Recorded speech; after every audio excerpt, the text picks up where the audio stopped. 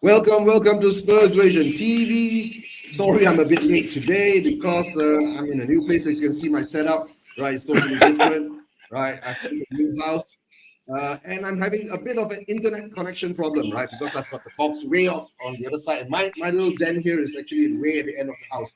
So, guys, just bear with, right? If my internet screws up a bit, I have Ian here with me today. Hi, Ian. How are you doing? Can you hear me? You good? I can hear you loud and clear. You well?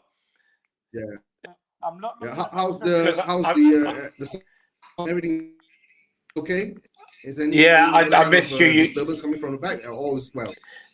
You broke up. Yeah, I'm actually trying to find a link to this game, and um, I'm not convinced that I can get one in this country.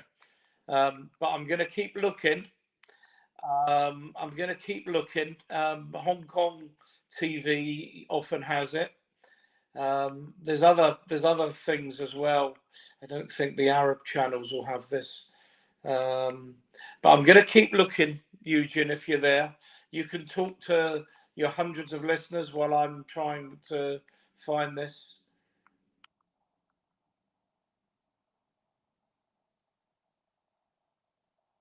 You may have gone down. You've frozen on my screen anyway.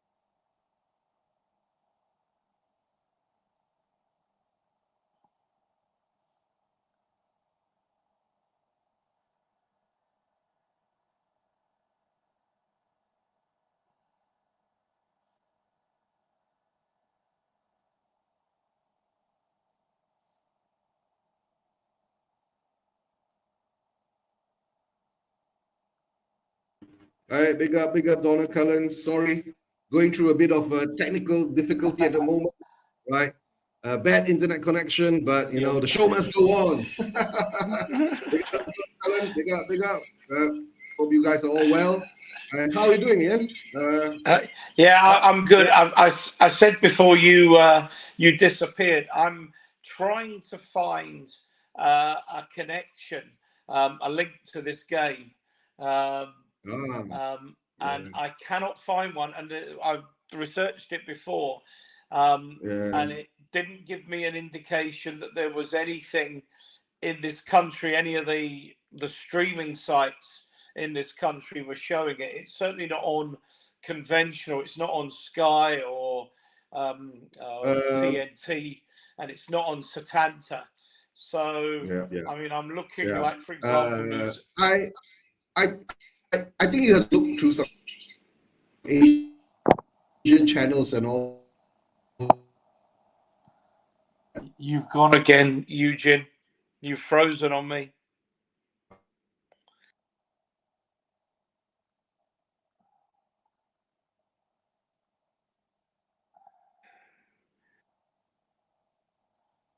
Yeah, I don't know if you can hear me, Eugene. I'm not seeing any of the chat comments. So if there's anybody in the chat, can they say hello? Because I think it's Eugene that's. Um, yeah, I can see Donna Cullen. Mr. Eugene is Mr. Meth Single. Yeah, very good. Um, Donna Cullen, are you still in that in the stream? Can you let me know? Because there's certainly some certainly Wagwan. Wagwan. What is Wagwan? Um, yeah. Um, I am not hearing Eugene at all, and he's gone off again. Um, so yeah, you can hear me. That's fine. That's fine. Do you know if this show is on being shown this game is being shown in the UK, because I can't find it, and I've got a stream thing. I've got a stick that enables me to watch most things. Mr. Meth is just the two of us. Very funny. I can hear something. Eugene, are you back? Oh no, it's Chang. Chang, how are you? Eugene has got major problems. Can you hear me, Mr. Ian? You are Mr. Ian. Yes, fine. Mr. Yeah, Chang. we can hear you. We can hear you. I believe he's Eugene's just back. reconnecting right now. I believe he's I just reconnected again. So if I leave the screen, I know Chang has got key to everything. So if any player pops on, Chang just let it on, right? They're all guests, right? You're not encouraging me to, Eugene. You're not encouraging me to come to Malaysia if you've got no electricity or running water or. No. We've got electricity. We've got running water. It's just because no toilet move paper. To a new place. Now you use water to wash, right? No toilet paper. Yeah, I've noticed. Yeah, at least it's hot enough to dry your bum quickly. Yeah. Because the thing is, at the moment now, my modem is at the far end of the house. So, and I'm in the last room. That's why I'm having bad internet connection, right? Big up, M. Tamizi. How you doing? Yeah. How you doing? Big up, thanks for support, right? Big up. Right, and of course, like I was saying, right, Donna Cullen, big up to you. Thanks for joining us, right? We can all hear you. Chang, can you hear us, right? You can hear us now, Chang, all is well. Loud and clear. And like you can see, I have to set up my new studio kind of thing right here. So, let's see how that goes. Whether it works out well or not, right? I've got a new camera now. It's wide angle lens, right? So you can see the whole body of mine. Yeah. Because when you move to a new place, you want to change new things. Yeah. Now, actually,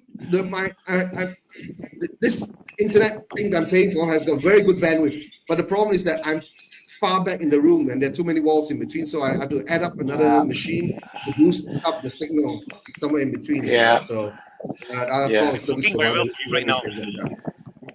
Yeah. The game's going to start soon. I'm not sure whether Ian, you've gotten a channel watch yet. No, I was trying to say when you kept running off. I cannot find a link to the game. I'm going through everything I've got here.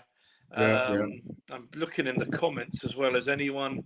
Comment 6. Anyone else who can watch an Asian AFC Cup third round games between South Korea and Malaysia, or Malaysia against South Korea.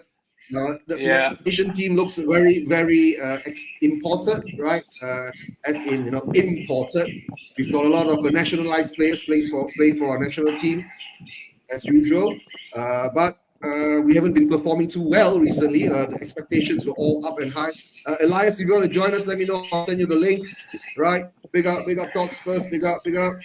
Right? Don't forget, guys, if you're not subscribed, right? If you're not hit the like button, please do that. Please hit the subscribe button. Right? At the moment now, let's see where Sonny. Yeah, I've got the Son. I've got the Son. Yeah. I've got the Son number behind me. Oh, look at that. Yeah. All right, Korea's got YW Seal and Kimin J is on. They're playing a 4-2-3-1. Yep, they're playing a 4-2-3-1. Right, and I'm going to get another guest hopping on now. Hi, Manny, how you doing? Happy Thai Pusa, Manny. Thank you very much indeed, everyone. It really means a lot that you remember. I mean, thank you very much indeed. I mean, I don't normally observe it, but Dad and Mum being religious as they are, they do whatever they can, and I'm glad that I, just came in time for the kickoff. But I have to say, Eugene, you've got one of the most pleasingly sounding national anthems I've heard. Our national anthem is a bit of it's pleasing. Yeah, okay. Manny, where are you in the world? I live in India at the moment, sir. So I'm 2.5 hours. Yeah, that's not a lot of help. So I'm trying desperately to find a link in the UK, and I can't find it. Have you tried going on Twitter? Because if you were to go on Twitter and look up South Korea versus Malaysia stream, they could provide you a few links over there, because I was able to do that I mean, I know some people who've been able to do that to watch a few Carling Cup or League Cup games, Yeah. and they just Ah. kicked off now. I believe Korea attacking from left to right. But where are you all at? Yes. Well, I'm still behind. We're just huddling at the moment, South Koreans. I guess you guys are much faster than we are. I'm not sure how far behind Chang is, but I'm way back far behind, right? Elias, I've sent you the link. If you want, you can hop on, right? All Oh, right, big up, Tom that's Easy. cool. Yeah. By the way, speaking of Elias, I was actually reminded of what you had said to me, Eugene, in an earlier chat about how when you take a look at the Malaysian sports teams, I mean, obviously the football team isn't doing too well, but thank God for the field hockey team. You lot are doing quite well. But Yeah, I feel the lucky we number got of that, yeah. the number of Indian Malaysian sportsmen actually representing Malaysia has sort of decreased in more recent years. And back in the Yeah, days, yeah. I'm pretty sure that Chang might know, and you will definitely know. Your team, your nation had a lot of Indian Malaysians representing you with distinction, and Yeah, some of the yeah, names, yeah. of course. Yes, that is correct. Yeah, but you did say, Eugene, that there is a lot of racism that's rife now in Malaysian sport. Although, ironically, I do see a few people of Malaysian origin who were born in places like Australia or even the UK coming to play for Malaysia. Why is it Yeah. that the Indian Malaysians are being, marginalized? I mean, are they no longer valued, or what's the story? To tell you the truth, right, Manny, I've not followed the Malaysian football scene for quite some time. I don't know, maybe because there are a lot of the we're called imported players, the nationalized players, that they've come in, right? So, and of course, we've picked up a lot of the Malaysian heritage players that moved overseas and they're coming back and all that. So the squad looks a bit different now. That's how I can say, right? When you're talking about during the 80s, 90s, early 2000s, and even until 2010, there were a lot of. It was a very mixed kind of thing, but lack of Chinese players. Malaysian Chinese players, actually Malaysian Chinese players. But now there are a few more Malaysian Chinese players, and then you lose a few here and there. So I'm not sure what is the story about for that, but it is what it is, right? In Malaysia, but let's enjoy the game. I'm at 1 minute and 2 seconds. What time are you at, Manny? 2 minutes, 19, 20, 21. And the Malaysian Wow, goalkeeper we are hasn't one. been far ahead. tested as of yet. Yeah. Yeah. Thanks Oh, to and, Sports and it's 8. raining, Yeah, it's a wet game. You mean over in Qatar? I'm not too sure Yeah, what the weather forecast is. It doesn't look as though it's raining to me. no, But it was raining earlier. It was uh-huh. raining earlier, so I think the sun is back up now. So it's Qatar, right? You're Well, right Oh in the middle yes, of that. yes. Yeah. the game being played in But that- Qatar. Maybe look at some of the Arab channels then. Yeah, go look at the Arab channels. There might be some there. Yeah, Right. you could find something there, but decent chance for Malaysia. Okay, no spoilers, no spoilers. Out of respect to Chang and Eugene, no spoilers. I promise you, boys. Thank you. Go ahead. Thank you very much. To tell you, right? I did the stream is because I'm just testing my internet whether I need to upgrade get a new thing to push up my internet connection. It seems it does need to be done, but it seems to be quite stable now, right? I guess if the things are well, then maybe I won't, but I think I do need it, right? But guys, I'm just doing this watch along because I've just moved to a new place, so I haven't done a watch along in a long time, right? And you've actually picked a good game because, of course, it's your country against your club captain. I wonder Yeah, what your reaction. Yeah, I know. I wonder. Uh, I wonder what your reaction will be, sir, if Hung Min were to score. I'll be happy. I'll be very happy for him because he needs all the game time and all the goals that he can muster right now for South Korea before he does rejoin Tottenham Hotspur. And hold at on, the we end of got the World Cup. Guguma. We got Guguma. Welcome, Goguma. And yeah, but hi, Goguma. Good to see you again. Yeah. Guguma is from South Korea, so I guess Ian's dropped off. So I guess Guguma, we've got a South Korean fan here, and we've got Malaysian fans here, and we've got Spurs fans here, and of course we've got Mani. Mani's an Arsenal fan, but he's a good friend of mine. Yep. And of course, the less said about the Indian team's performance, the better. I'm not going to, adopt any Schadenfreude and say that, at least we're not Malaysia. But look, England is, of course, my first team, but I was hoping that India would do well. To not even score a goal I mean, it's fair to say that some of the guys in that team really need to consider their futures. Sunil Chetri should never play for India again, in my opinion. Wonderful servant, but his time has long gone. Yeah. Ash, big up Ash. How you doing, Ash? I'm not sure if Chang, you have the link, right? Send the link to Ash and see whether she wants to hop on. You get one more I'll send person it from to India her right to now. join. Yeah. Yeah. And by the way, hop on, I'll get Chang to send you the link. these Malaysian fans do know how to enjoy themselves. I've got the telly on mute, so I can't hear what they're saying, but they lend color. And I hope you appreciate this, Eugene. I'm sorry I couldn't come in earlier, but I had to take a shower and come on just for you. Oh no, I did the same thing. That's why I'm a bit late, right? That's why we went out for dinner and all that. So we should settle all this internet connection. Guguma, how have you been doing? I haven't seen you in such a long time. Hope everything's well with you. Yeah, I'm well. Thank you. Yes, I'm busy. It's good to see everyone, though. Yeah. Yeah, great. long time. Good to have you on, Guguma. Yeah. So Guguma, how do you feel about South Korea's performance recently? Right, they haven't been actually, looking like the giants they are supposed to be, right? So, Yes, I was kind of worried because, like, I don't know, like, I really like Klinsmann, but I've heard just complaints about him, and like the way he played. People have been saying like our tactics is good or something. So like, I don't know. I hope. Yeah. I mean, I hope for all the best for Klinsmann, but ever since he's taken up this what I call managerial role, right? Ever since he's taken up this managerial role, right? He's never actually been doing too well. Every team that he's taken over, right, has played not attractive football, and things have been not going too well for him. So let's hope he turns it around. And of course, up to Nick. How are you doing, Nick? Right, hope you're well. Yeah, I'm gonna have some internet connections. If I'm not around, don't worry. Chang is here. Chang will hold on to everything. Yeah, of course, by no small coincidence, Klinsmann is, of course, a former Tottenham star. Both Chang and Eugene. I wonder if Eugene definitely, but Chang, how well do you remember Klinsmann when he was at Tottenham? What I can distinctively recall about Klinsmann was his first season when he really took the Premier League by storm. I had followed him for a few of his World Cup games prior to that in Italy, 1990, and also I believe 1994 in USA. So I was completely over the moon watching Klinsmann when he joined Tottenham Hotspur. And although he did strike up a very good partnership with Teddy Sheringham for Tottenham Hotspur, I was a bit disappointed when he had to leave, but then he came back again for his second spell, which although he didn't make that big of an impact, but he still was a very good finisher for Spurs. And right now, I'm not going to say too much about our current Spurs strike force with Harry Kane having left for Bayern Munich earlier in the summer.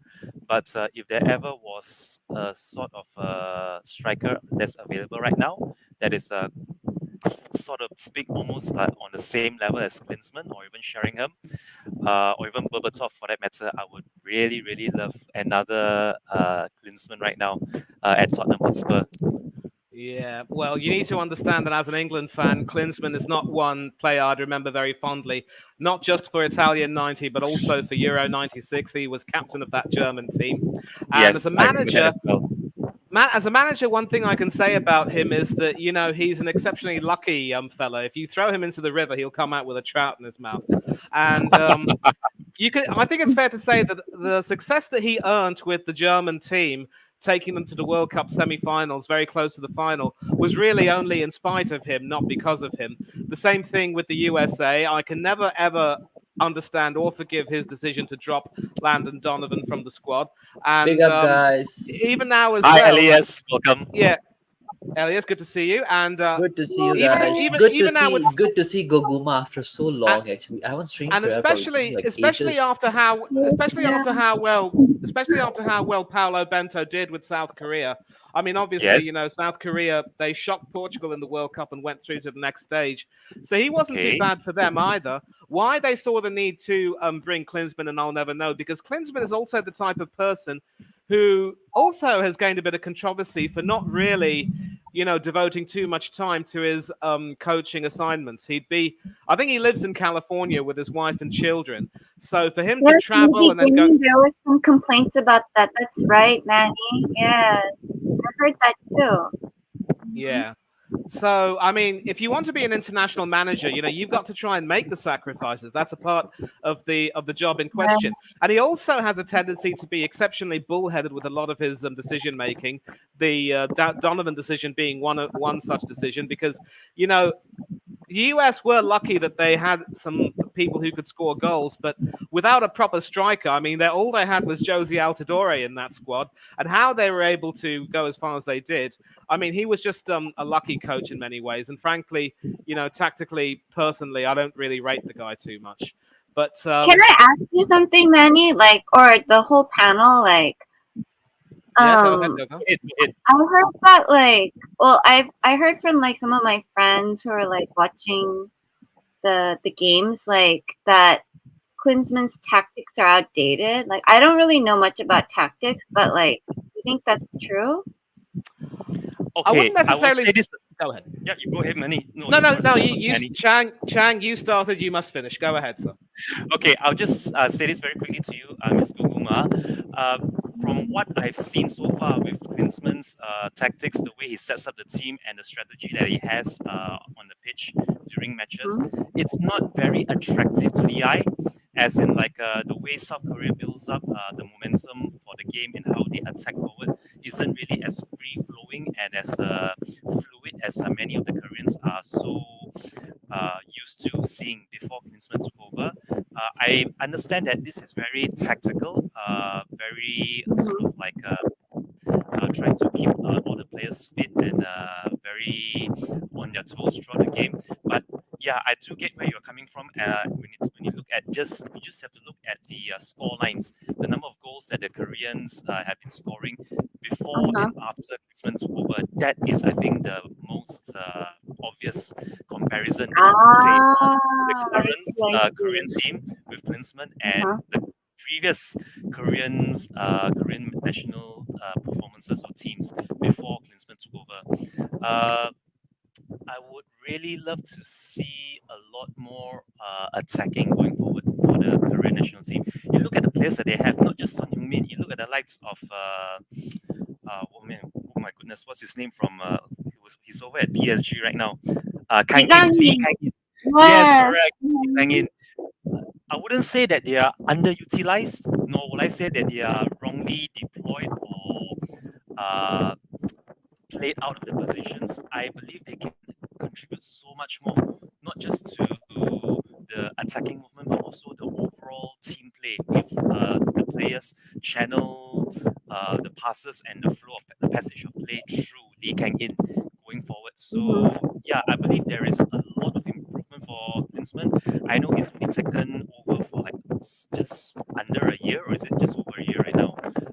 But it's around there. And if the South Korean Football Association, that's the South Korean FA, if they're really serious in, say, challenging on a consistent basis for things like the Asian Cup or even the Asian Games gold medal,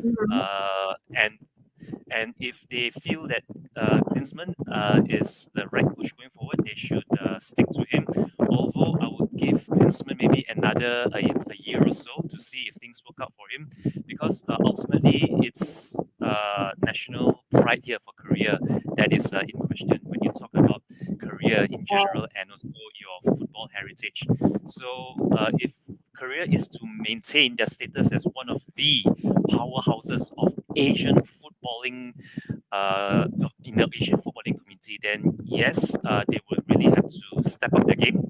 And I believe this Asian Cup that we're watching right now, this is the perfect benchmark or the perfect gauge as to see just how well Korea can go with Klinsmann as their head coach. Back to you now, Mr. Manny. I believe you had something to say earlier. Manny, if you can hear me, you're on mute. Manny, if you can hear me, you're on mute. Yeah. I'm sorry. There we go. No, I'm hearing some sort of an echo. I'm hearing some sort of an echo. There's some disturbance or turbulence, right? I'm not too sure where it is. Mm-hmm. Okay, cool. So, yeah, I think Goguma Chang pretty much covered that perfectly with regard to some of his tactics. And yes, he is a little bit, stubborn in a way with his unwillingness to change, as I sort of alluded to earlier. And of course, now South Korea still on the attack and really fighting hard, and Malaysia having to defend for their lives. But well done to them for holding firm. And this will be a test of Klinsmann's credentials to see how far he can go, because obviously, you could have lost against Jordan had it not been for an own goal in injury time. And what a game that was! 2 own goals, really, playing a big role in proceedings. But this Malaysian team, the sad part is, and I don't want to say this to butter up Eugene and Chang and also Elias, this Malaysian team have shown in patches that they can play some good football, but a lack of concentration at the worst possible moments has hurt them. And we saw against Jordan, I think it was, in the second half, they were playing a lot better. But then, 85 minutes, they conceded a goal on a breakaway, and it was, just wrapped up. The match was already lost in the first half. I think when Bento was manager, I think the football looked a lot better.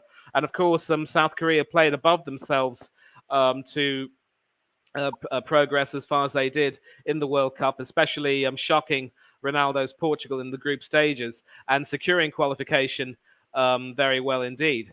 So there is still, but I mean, with Klinsmann, obviously, as a manager, I'm not too sure you get that much in terms of a willingness to evolve as a tactician. And he can be, because let's not forget, it was Joachim Löw who was his right-hand man as tactician. And of course, when Klinsmann left the job, Löw took them to greater heights, but also to some dreadful lows. And then after reaching a new low, Löw had to go, as it were. But I think Klinsmann really also, as Chang has said, should really be tested. And if he can't do as well with this South Korean team, then questions will be asked.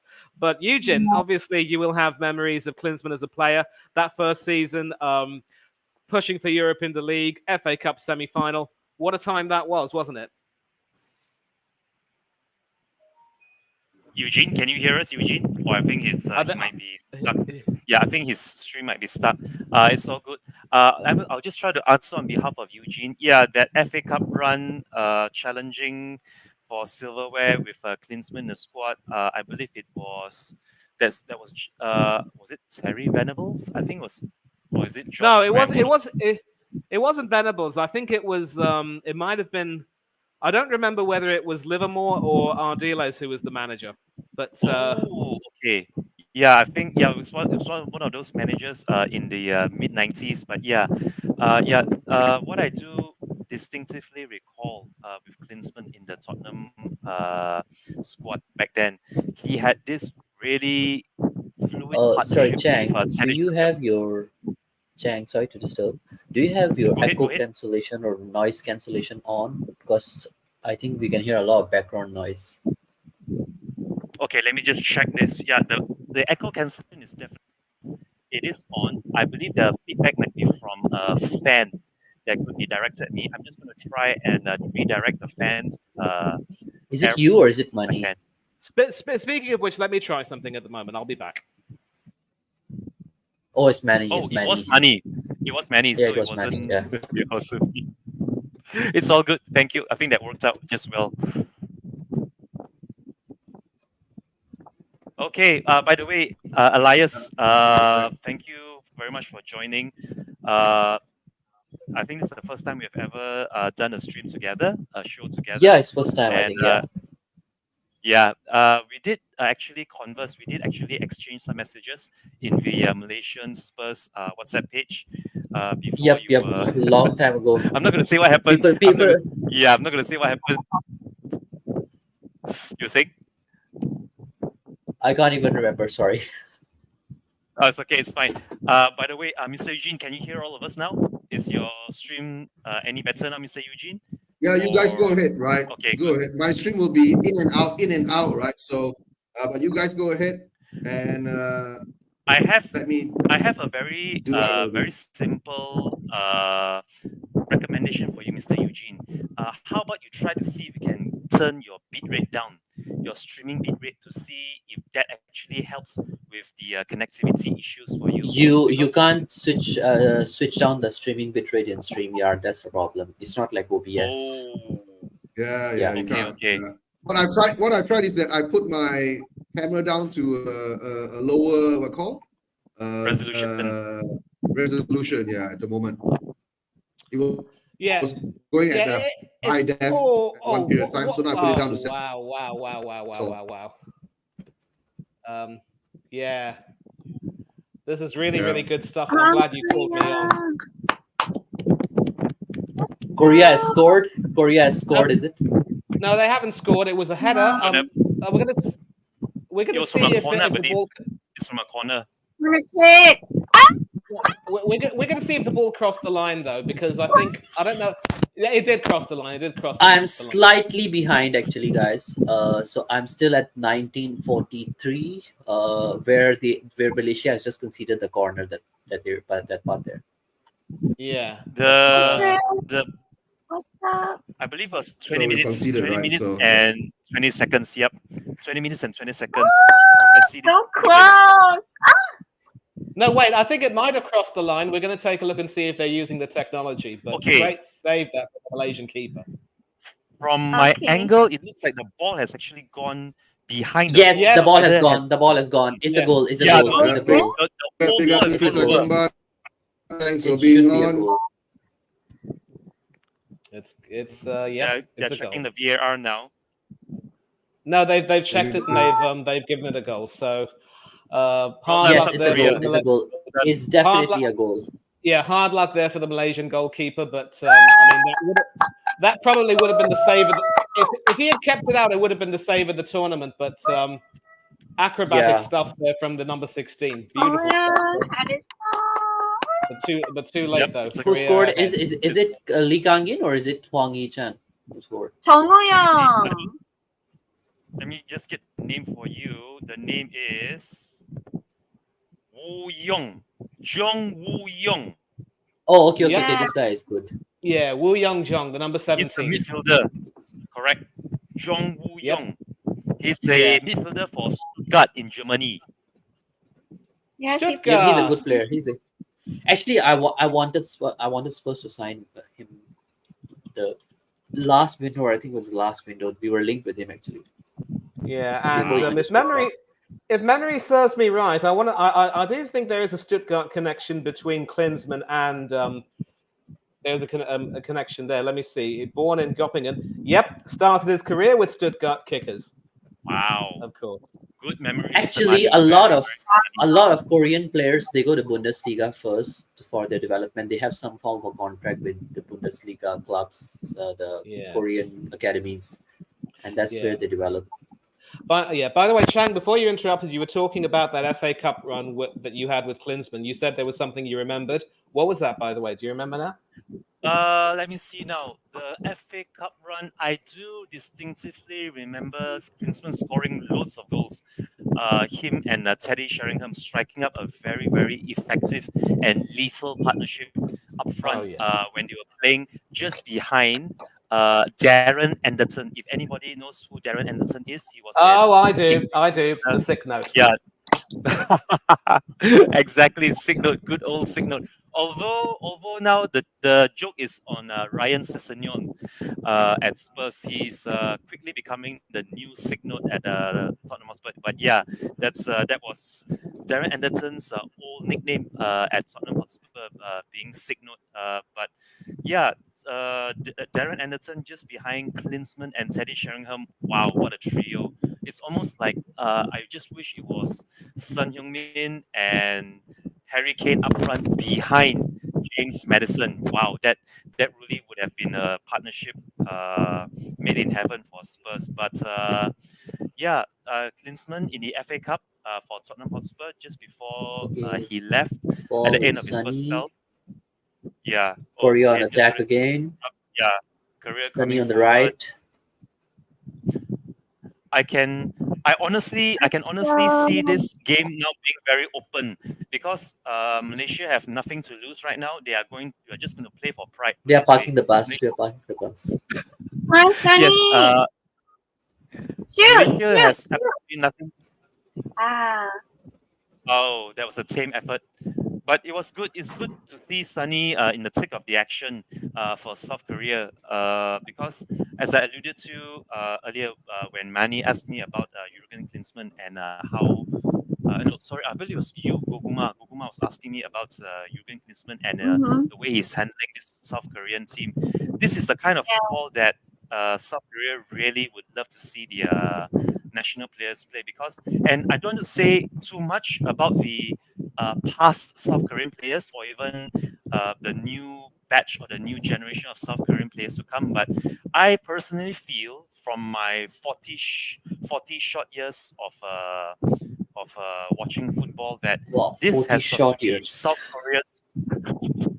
So this has got to, I mean, please correct me if I'm wrong here, Goguma, but this is quite possibly South Korea's golden generation. Yes, everyone says that. Yeah, you got players like Kim Min-jae playing for Bayern. You got Sonny in his prime years. You have players like Lee Kang-in. You've got Hwang Hee-chan doing well at Wolves. I think they are as good as like any European team at the moment. No. I think if you ask Mr. Mani, they are. You look at it. I mean, their players are. I don't think Korean players have ever played at as elite level as this before.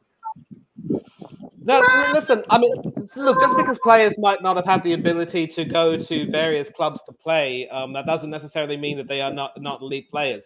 I mean, it's very easy to call this the golden generation, but that 2002 team that went to the semi-finals, you take a look at the players there. Myung-Bo Hong, Captain Fantastic. Sun Hong Hwang. Oh, yes, good memory, Manny. Yeah, that team was so awesome. Yes, thank you very much indeed. Yes. I wouldn't know because I was like 3 years old back then. Yeah, so. Yes, so maybe Elias wouldn't know, but if you watch those games, you'll see why. And of course, that team coached by Guus Hiddink literally, shocked the whole world. Yes. And of course, there was a certain Jun Hwang An, who I believe was a celebrity footballer back in the day, married to a South Korean beauty queen. It was he who scored the golden goal to knock Italy out of contention for a spot in the quarterfinals. And his Italian club, Perugia, was so angry with him that they cut him from the team after that. How do you know all of this, Manny? Oh my gosh! Like you know so much about this. I watched the games. Obviously, I remember all of that. And that 2002 World Cup was one of England's better performances since winning it in '96. They should have gone all the way, but they lost their opportunity against Brazil. But that South Korean team, especially with the goalkeeper Lee Woon-jae playing well ahead of Kim Byung-ji. That was a good team. So that really was the golden generation, in my opinion. Although it is fair to say that Myung-Bo Hong and Sun Hong Hwang were coming to the end of their careers, but they still were able to perform really well, and they saved their better performances for that tournament. So I'd go so far to say that South Korean team, of course, prior to that, were also doing well in World Cup qualification, and maybe not quite as well in terms of Asian Cup play, but they were proving their worth. So that was really, I would say, hand on heart, the better team. And if they had gotten more exposure, then the likes of Myung-Bo Hong, Sun Hong Hwang, and several others in that team would have secured European contracts as well. And that was before Ji-Sung Park came into the picture, so you can imagine. Yeah, guys, can you hear me? Yes. Yeah. Okay, good. I switched it around now. I'm using my handphone to do the show, and I'm watching the game on the laptop. So, guys, thanks for hanging on with me. Let's see how long this can last. I guess if I'm doing this on my handphone like this, I don't think I'll be on for a while. But I won't have controls of the master of the key for the StreamYard. If anything, just drop a message to Chang. Chang will let you. He'll be handling it. Right, guys. Thanks for being on. Thanks for your patience. And Malaysia is 1-0 down. Yay. No, but listen. Malaysia already had one job to do to beat Korea, so Sun can come back. They can't even do that. Malaysia will never have the chance to beat South Korea. Yeah, This is not Malaysia, the This is not. Malaysia already eliminated, by the way, Chang. You know that. And Yes. Yeah. Yes. and even if South Korea were to lose, their record would be played 3, 1, drawn 1, lost 1. So we'd have ties all around. And I'm just taking a look at the other game being played. Jordan and Bahrain are goalless at the moment in the other game. Yeah. So as things stand, if Jordan avoid defeat, they'll be on 5 points, I think. Bahrain will, if they draw, they'll be on 4. So a lot to play for in this group. A lot of permutations being considered over here. I really don't see Malaysia putting up much resistance against Korea, but half an hour gone. But Manny, for me to tell the truth, right? I just want Malaysia to score a goal. You get what I'm saying? Now we're in the position where like India is now can't even score a goal at the moment. You get what I'm saying? Oh yeah. So absolutely. Yeah, even if we get smacked 5-0, turn into a 5-1 or a 5-2, then it'll give us some pride back. But it is what it is. Malaysian football standard. I know how far we are and how far we will be at this moment. That's why I don't think we will cause South Korea much problems.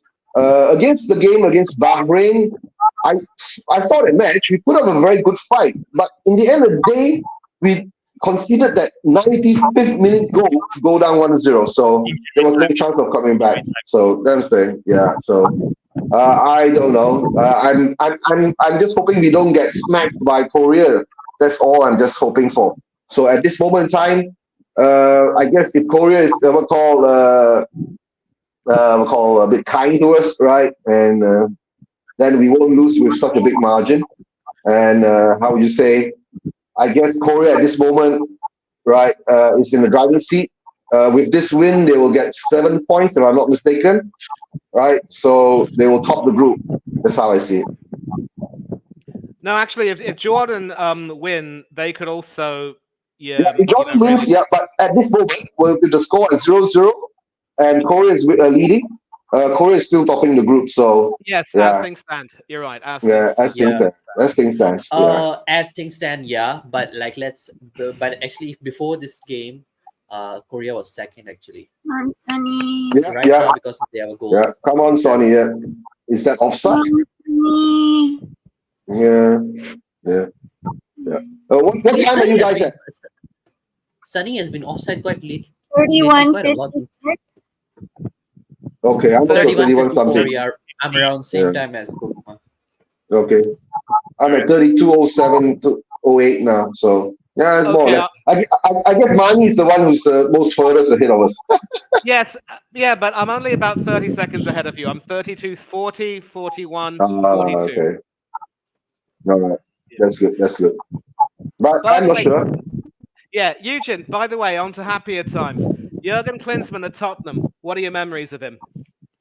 Klinsmann at Tottenham, I guess he was our first world-class player that we signed, right? And let me think now, did he win anything? Did he win the FA Cup with us, if I'm not mistaken, right? No, he didn't, I'm afraid. He didn't win anything with us either, too. So, I don't know, first world. Oh, yeah, he was signed under the Sugar Times. Yeah, I forgot that part. Yeah, he was signed under the Sugar Times. So, I don't know. He was our first world-class player, but performance-wise, I mean, if he didn't win anything with us, so get the ball. Yeah. Ash, just want to say nobody is as bad as Pakistan football, so India still kind of ahead. Don't worry. Pakistan is good for field hockey and cricket. Field hockey and cricket, yeah. But even cricket, India is ahead of us. So As far as football is concerned, for me, it's somewhere like India at the top, maybe Pakistan a close second, and right at the bottom you have Bangladesh. Maybe not to say anything bad about them. In cricket, is it?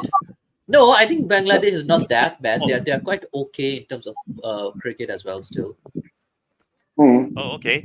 But the Indian Super League, I believe it's called the Indian Super League is actually gaining a lot of attention.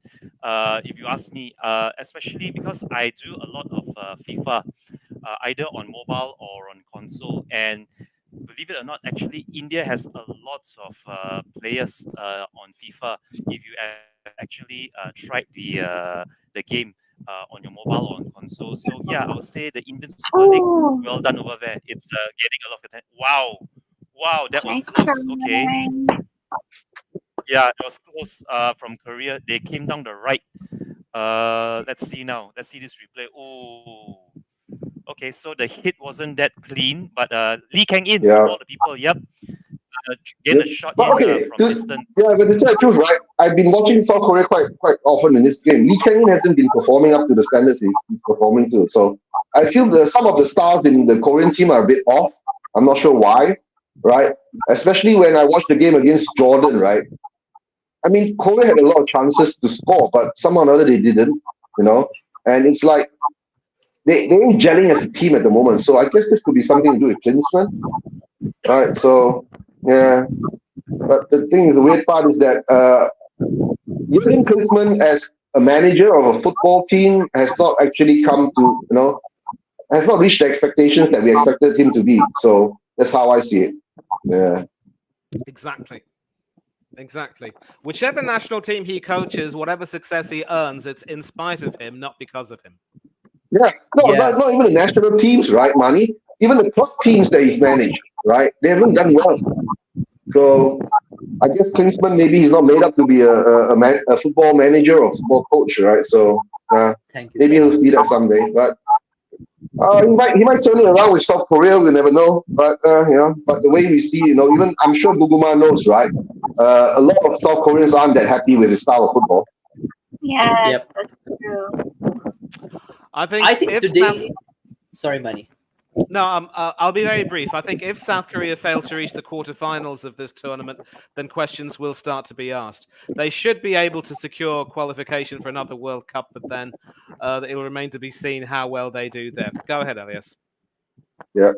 Yeah, no, I was actually gonna say today the way big up Jordan, big up Jordan. Happy birthday. Today, the way Korea is shaped up, I think it's quite a bit like that inverted fullback system. But lately, you don't see Klinsmann actually playing like that. It's very much 4-4-2 type of tactics. And of course, big up to you. How are you doing in Spain? I hope you are doing well in Spain at the moment, right? We're all sitting down here. And 10 item is from Philippines. No, he's in Spain now. He's migrated to Spain already. Yeah. Oh, great. Yeah, he's gone to Spain. And 10, Philippines didn't qualify for this AFC, right? So that's the weird part.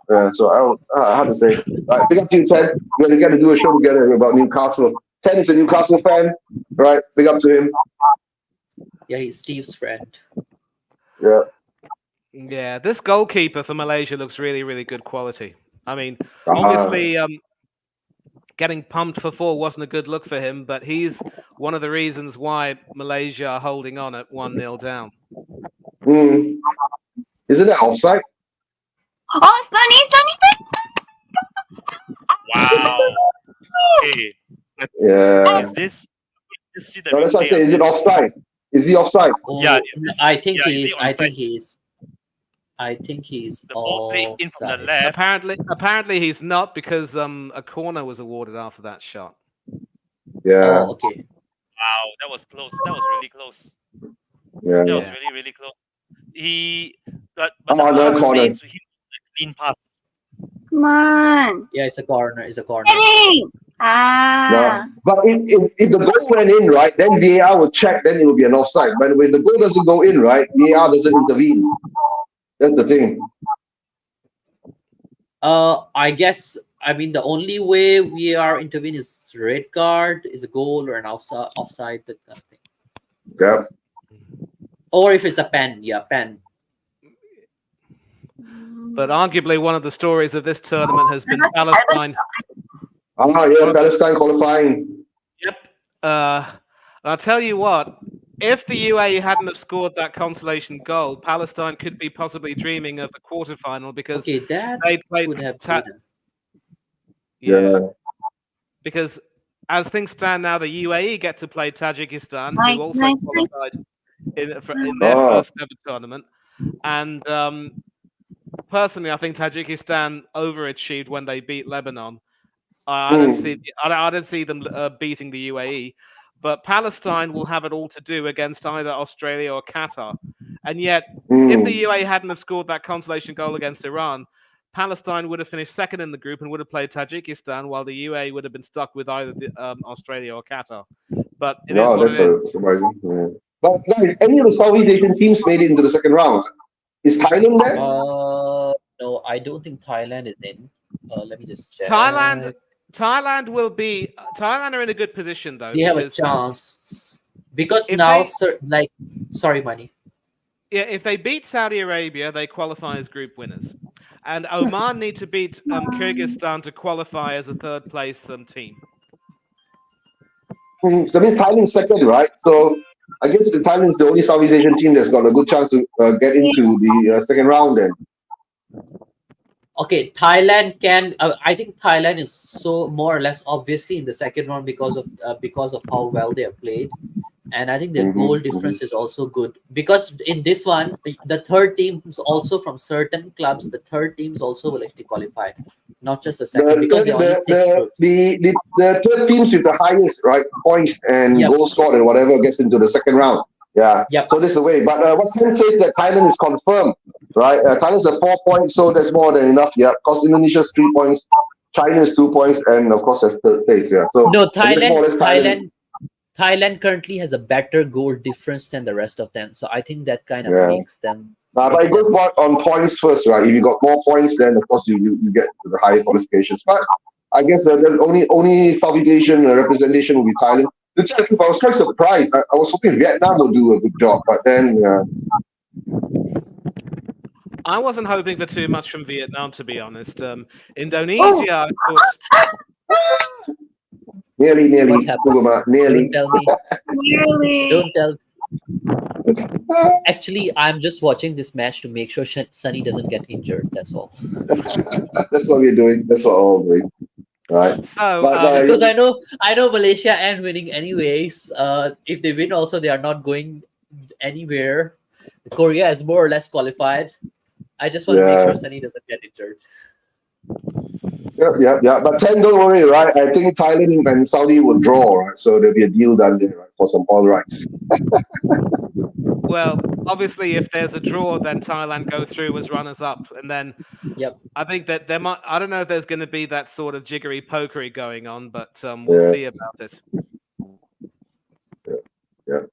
At the moment now, I guess South Korea is in total control of the game, right? So, and the weird part is I've been seeing the big teams in this Asian Cup, right? They've not been winning with big score lines and all that, right? Like for Australia, they're beating all the teams 1-0, 1-0, 1-0.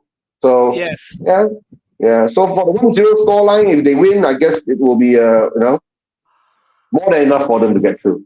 Yeah, what they're doing, Eugene, is saving some of their momentum and energy for the next rounds once they qualify. So that's what the likes of Graham Arnold and the other coaches are trying to do.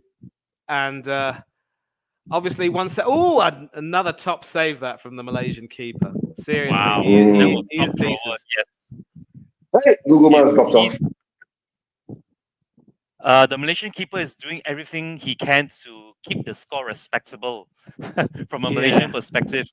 And I honestly expected Korea to just let the floodgates open with that. Smash right? Yeah. Wow. So I'm saying, if Sonny get his Hattrick, then there'll be something going on there. But someone like that, Sonny has only scored one penalty in this whole tournament, what I've seen at the moment. Right. That was a very cheeky penalty too, by the way. Yeah. He did a Penanka or something like that, right? Straight down the middle. That is right. Yes. But at the moment now, I don't know. Since we've gone to this new format, right? There's still the round of 6. Was it round of 16 before the quarterfinals? Is it? Yeah. That's correct. Yes. My stream is lagging a little bit. I don't know why.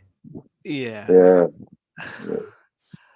Cheeky cross there, a very good header, but right place at the right time is the keeper.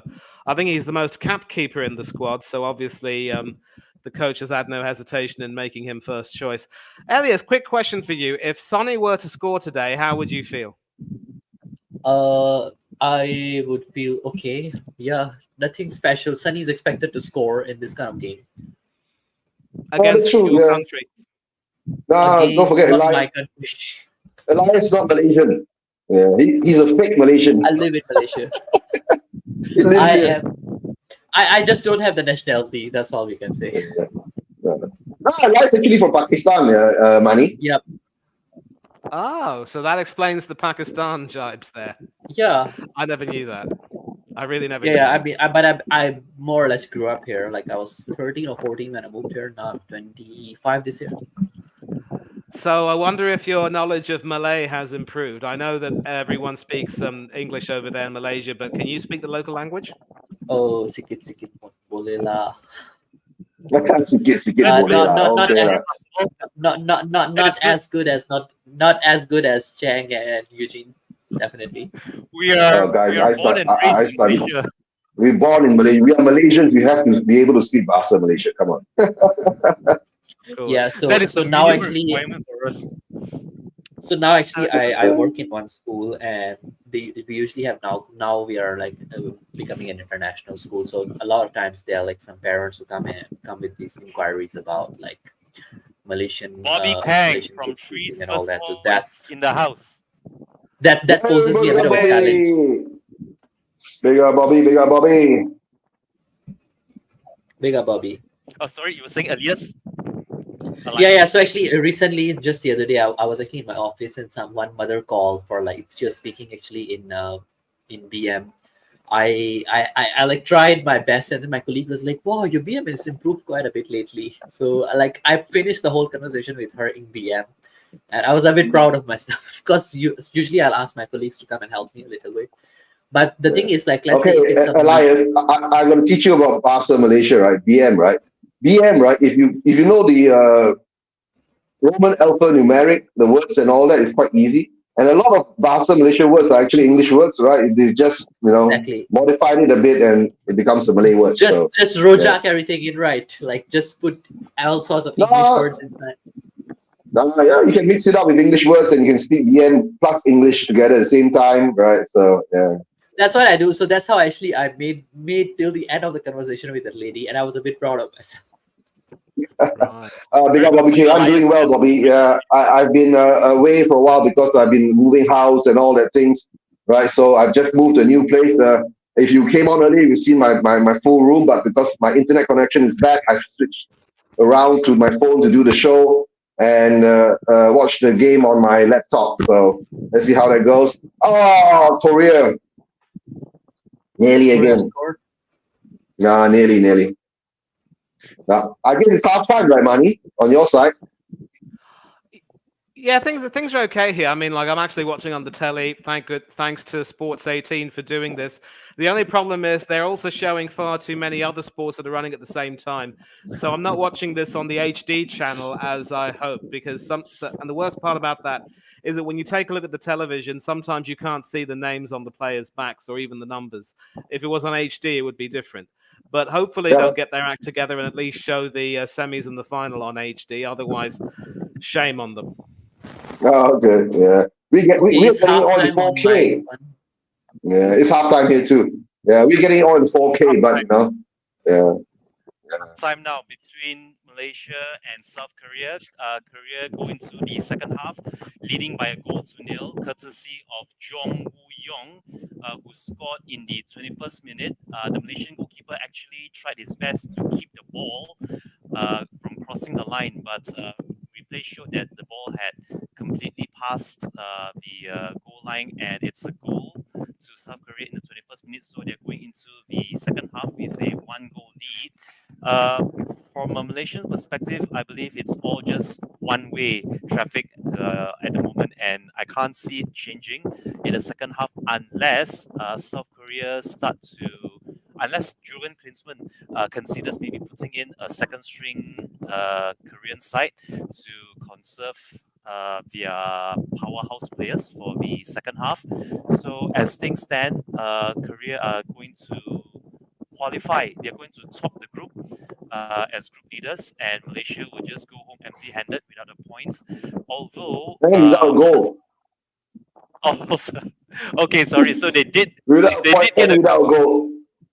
Yes, they got a goal in the first match. I nearly forgot about that, but Malaysia scored a goal in the first match. was it a? They did they get the first? They was it did 4-0? they or did they not?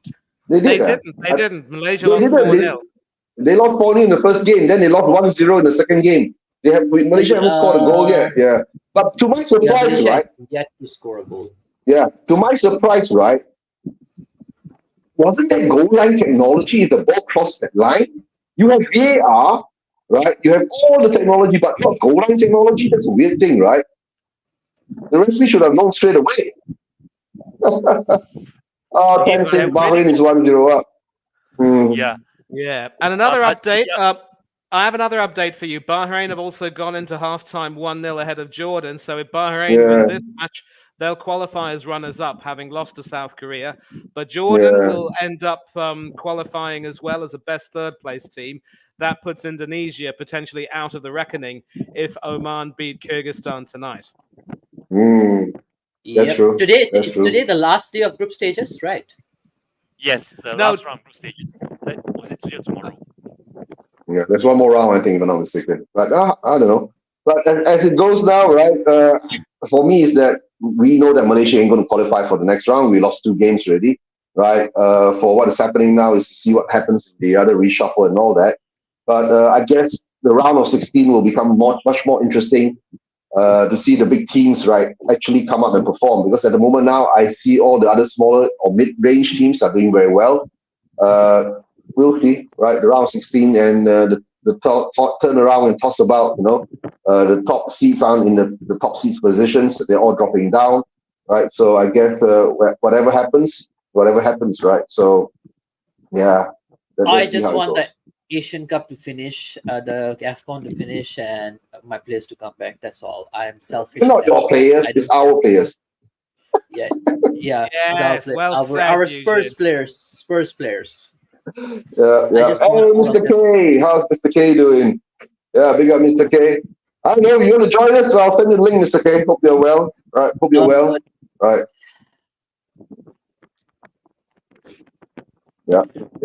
Very quickly, can we just ask Mr. Mani and what he expects from Arsenal now for the second half of the Premier League season, going into play in Europa next season? I mean, honestly, but if you look at the Premier League table, you were saying, Mr. Mani? No, go ahead, Chang. Finish your question, please. No. Actually, I was just trying to get your take on how Arsenal are going to approach the second half of the Premier League this season, and whether or not you expect any winter signings in the next week or so before the end of the transfer window, Mr. Mani? We don't expect any signings because the club are a bunch of, the manager and the administration are a bunch of incompetent people who believe, all is well, we're all right, Jack. And as far as this season is concerned, I just hope that we will stay in the Champions League places. But if we fail to qualify for the Champions League via the league, because let's face it, we're not going to win the title. No. I just think that for all, however well we may perform against the likes of Crystal Palace, when it comes to some of the better teams, we will come unstuck. And our win over Manchester City this season was really, a win by the skin of our teeth. And we very easily could have come away without 3 points from that game. I think that's pretty much it. Just make sure that we at least... qualify for the Champions League via the league position. But if we fail to win a trophy and we don't qualify for the Champions League, Arteta has to go. I'm sorry, no excuses. You guys have been saying that for I don't know how many years. You guys said that last season. We say that, and the thing is though, Alias, that he was actually thinking about leaving the club because he didn't think he was good enough. And yet there has been talk about him getting a new deal, which really irritates me. And you know, it's going to be more of the same, more of the same, more of the same, more of the same. Yeah, I know. That really makes me angry. It really does, more than anything. Yeah, but this season has been kind of like the kind of season where you guys were like really. I think when the season started, you guys were the biggest contender of the league next to Man City. But right now, I think you guys are things are looking not very good for you guys. Actually, honestly speaking, your attack has been one of the worst, I think, this season. In terms of the goals scored, you guys are not even like the top 10, if I'm not mistaken, in terms of the combined 3 goals that you guys have scored. And things are looking pretty tough, trust me. The next half of the season, and usually Arsenal tend to crumble during the second half. When they're under the pressure, they start dropping points even more than rather than improving. So, like, in my opinion, what would you say about the second half? Like, do you think it can improve there? Even if you get a new manager, let's say suddenly Arteta gets sacked, I don't think that it would improve things. What do you think, Money? You've said it perfectly, Elias. I don't see things improving. I don't see things improving at all. And that's really the worrying thing more than anything else. Yeah. But Mandy, to tell the truth, right, I'm quite surprised, right, you being an Arsenal fan and all that your club know the weaknesses that you have, right, and they're not doing anything to improve it in the January transfer window. It's coming back to the same scenario like deja vu, like last season. Remember, you were top of the league, right? We're all Arsenal fans are all knowing that you do need an established out and out right goal scorer, striker to cement you that league title. But in the end, you guys just you didn't buy any players last season, January, did you? Last January they did. We did make a few purchases in January. I believe Trossard came into the team, and you know, he improved us in more than a few ways. The only problem is, you know, we just weren't able to kick on when it really mattered, and losing a few players to injury didn't really help matters very much. That's true. Yeah, but like I'm saying, like now coming back to this season again, right? We can see outright. Of course, even Spurs, we know after losing Harry Kane, right? We don't have that goal scorer guy who put in the goals when it's been created, the chances been created. But we've been seeing that with you guys for the past 3-4 seasons, and you still haven't addressed that big hole in your strike force, you know. But maybe this season for us, we just lost Kane, and we are trying to rebuild on that. Right, we are trying to bring in players like, you know, younger players. You know, I don't know. Maybe Werner will pick up a spot from there. You know, we know Richarlison is coming back with his form. Right, he's at least scoring some goals now. But for me, I still think that we do need an out and out right goal scorer. I mean, if you can't get a goal scorer that puts in 20 to 30 goals a season, at least get a goal scorer who can put in the range of 15 to 20 goals a season, right, consistently. That's how I see it, to be actually a strong contender for the title or even winning a cup.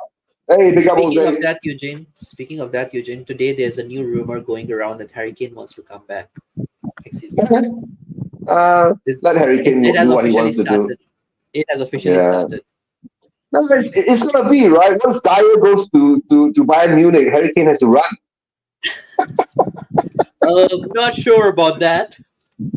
Actually, he had a decent game, guys, last night in his debut. I know. Sorry, guys. I didn't watch that game, but all I know is right.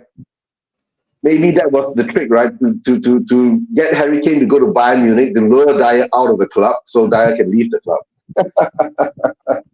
Actually, guys, like seriously, Dyer in the middle of the back three, if he has good covering on the behind, he does the job well because he has played the DM before. He is fit for that role, and that's why actually Conte used to play him quite often there, because he can play those long balls that are really helpful in counter attack. So when he plays in that role, it's effective there. If he has good defenders at his sides, he's good in that role, guys. Seriously, a lot of times we saw that in Conte's first season. He was the reason why Son scored a lot of goals, and it was those long balls that did the wonders in the counter attack. He's not that bad actually as people make it out to be. He's not that bad when you see he's going forward, right? But he's really shit when he's defending. That's all. Yeah, and that's why I think Tuchel got him, because Tuchel currently don't have anybody who can play those kind of long balls from behind. And We'll see. yeah, We'll see. If I'm not mistaken, Dyer's gone on loan, right? he has gone on loan. Then I think Yeah, from summer onwards he will be a permanent player of Bayern. I know. Is it with an obligation to buy or an option to buy? That's the His question. If his it's an contract is obligation, finishing. His contract is running in summer. yeah. He's going to turn into a free agent. Yeah, this summer. So Yeah. yeah, So let's then see where it Bayern goes will after that. sign him permanently or whatever. But we have actually we have. I'm surprised that we actually managed to get money out of him, like 4 million euros or 5 million euros out of him. That's good. That's good. After so many years of paying his his salary and all that for whatever he's done. Yeah, I guess that would make up his 1 year worth of wages still. That's true. Right. Of course, Mr. Eugene. Big up Jose. Big up. Yeah. Jose, Bobby K, you might get me back in the car soon, right? Once I get back to work, and if I'm traveling long distance to work and all that, you'll see me back in my car again. Eugene will get back in the car once Will starts his THFC rant shows. That's when we'll see Eugene in the car. Yeah, and not let Will end his show, right? After last minute. Will is about to end the show, then Eugene will come on. Yeah.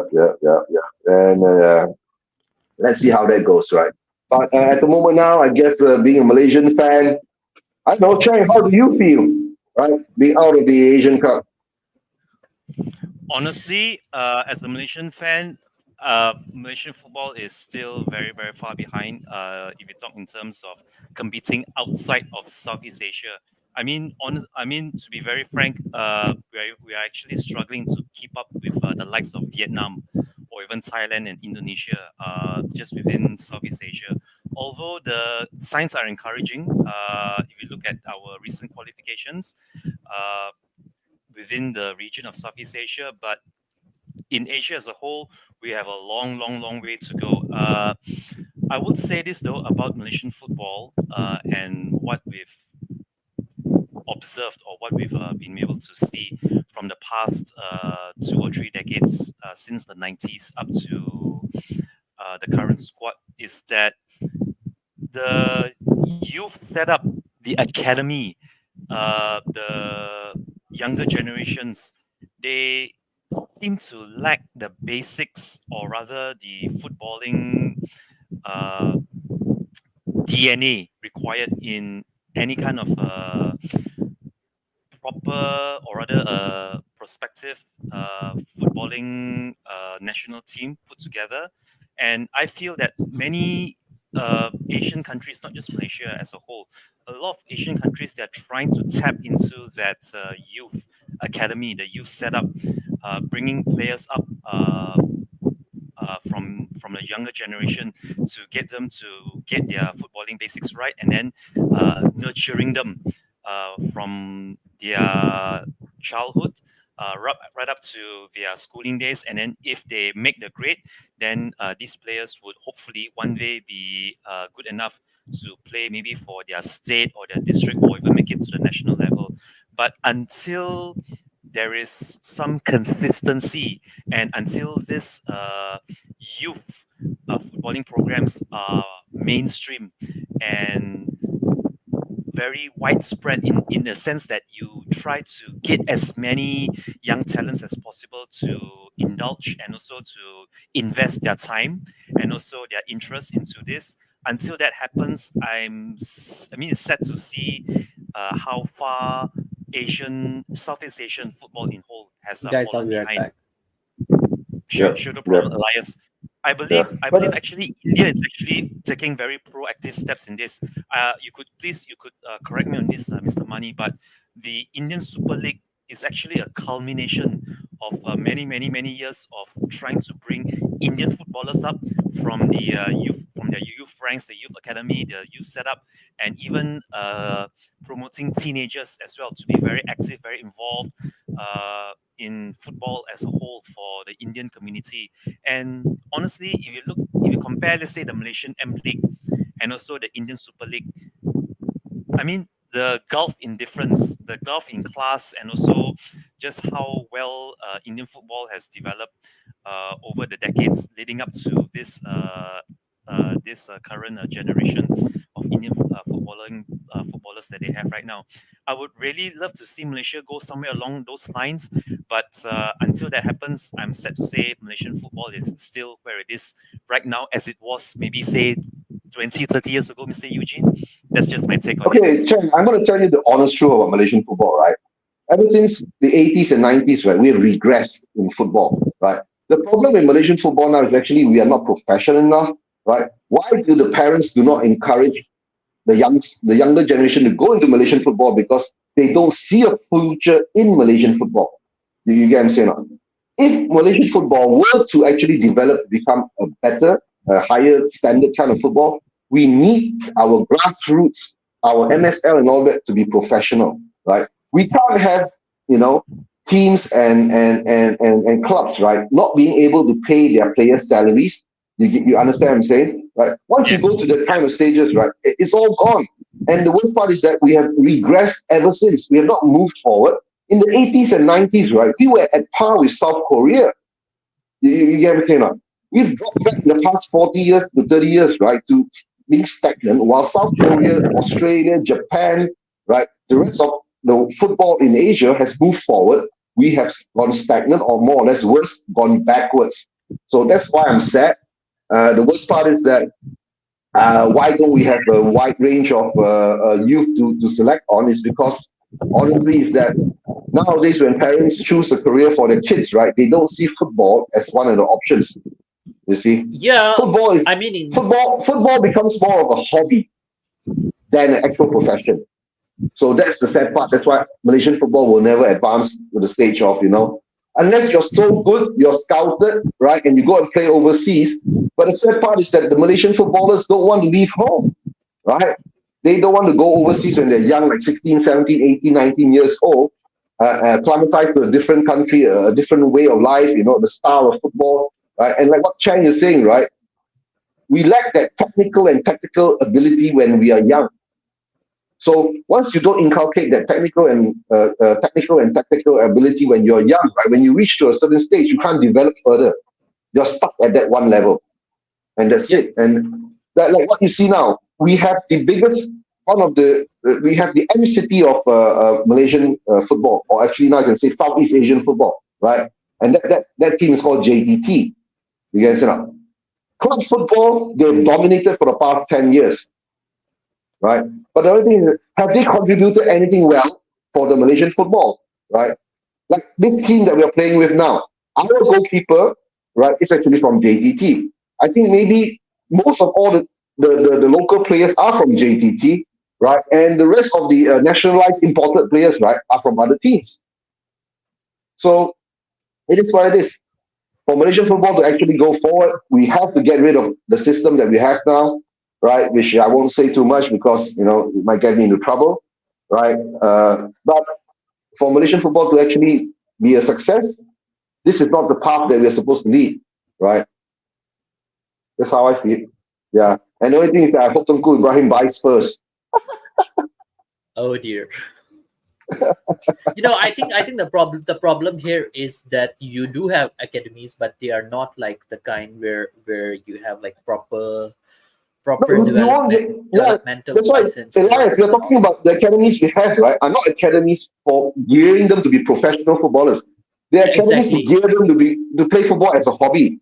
You get what I'm saying? That's the sad part. You won't get a UEFA A licensed coach in the academy teaching them the tactics, And the thing is that you're not teaching them when they are 16, 17 years old. These kids have to learn when they're 6, 7, 8, 9, 10 years old. Ooh, a possibility here. Yeah, I mean those kind of coaches. Wow. Keep watching. You're gonna love this. Is Hannah Yu at the Hannah Yu is at the She's the Minister of Sports of Youth and what? Youth and Sports or something like that. Yeah, I think at the game today. Oh, Malaysia's in the score! Come on! Come on! What a piece of shit! Come on! Score! Oh, wow, that was a good shot! Okay, Malaysia gets their consolation goal. And they're going to get stuck after this. No. Malaysia scores. Forget about Who is this consolation guy? goal. Okay, Wait. Could this be just some- Levy, have a look at this guy and scout him. Bring him. And you see how he scores the goal. So, okay, guys, we come to this, right? Good goal. They're looking at it though because there could have been a foul in the build-up. I think they might be looking at it though. We'll see. Yeah, because Malaysia scored. You want to look at it now. That's got nothing to do with that. But well done. No, but things okay. The guy who scored, right? I can tell you for very sure, right? Most probably he plays for JTT. Let's take a look and see that. Yeah, there may be a foul there. If this goes in, this is Malaysia's first goal in the tournament against South Korea. Against South Korea, wow. Guys, don't be too short, right? Vietnam scored 2 against Japan. But that was a good, intelligent goal. You know, he curled it back into the, number 7 is finding out. The good part is the goal came while we were talking bad about our football. So keep talking however badly you want. I'll be the good policeman who says no, there is still some hope.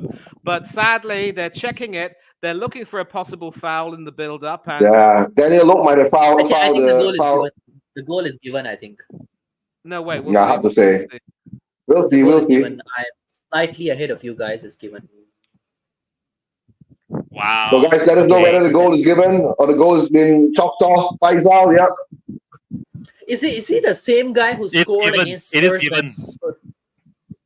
Is he the same guy who scored against Spurs when Spurs came to Malaysia? Spurs didn't come to Malaysia.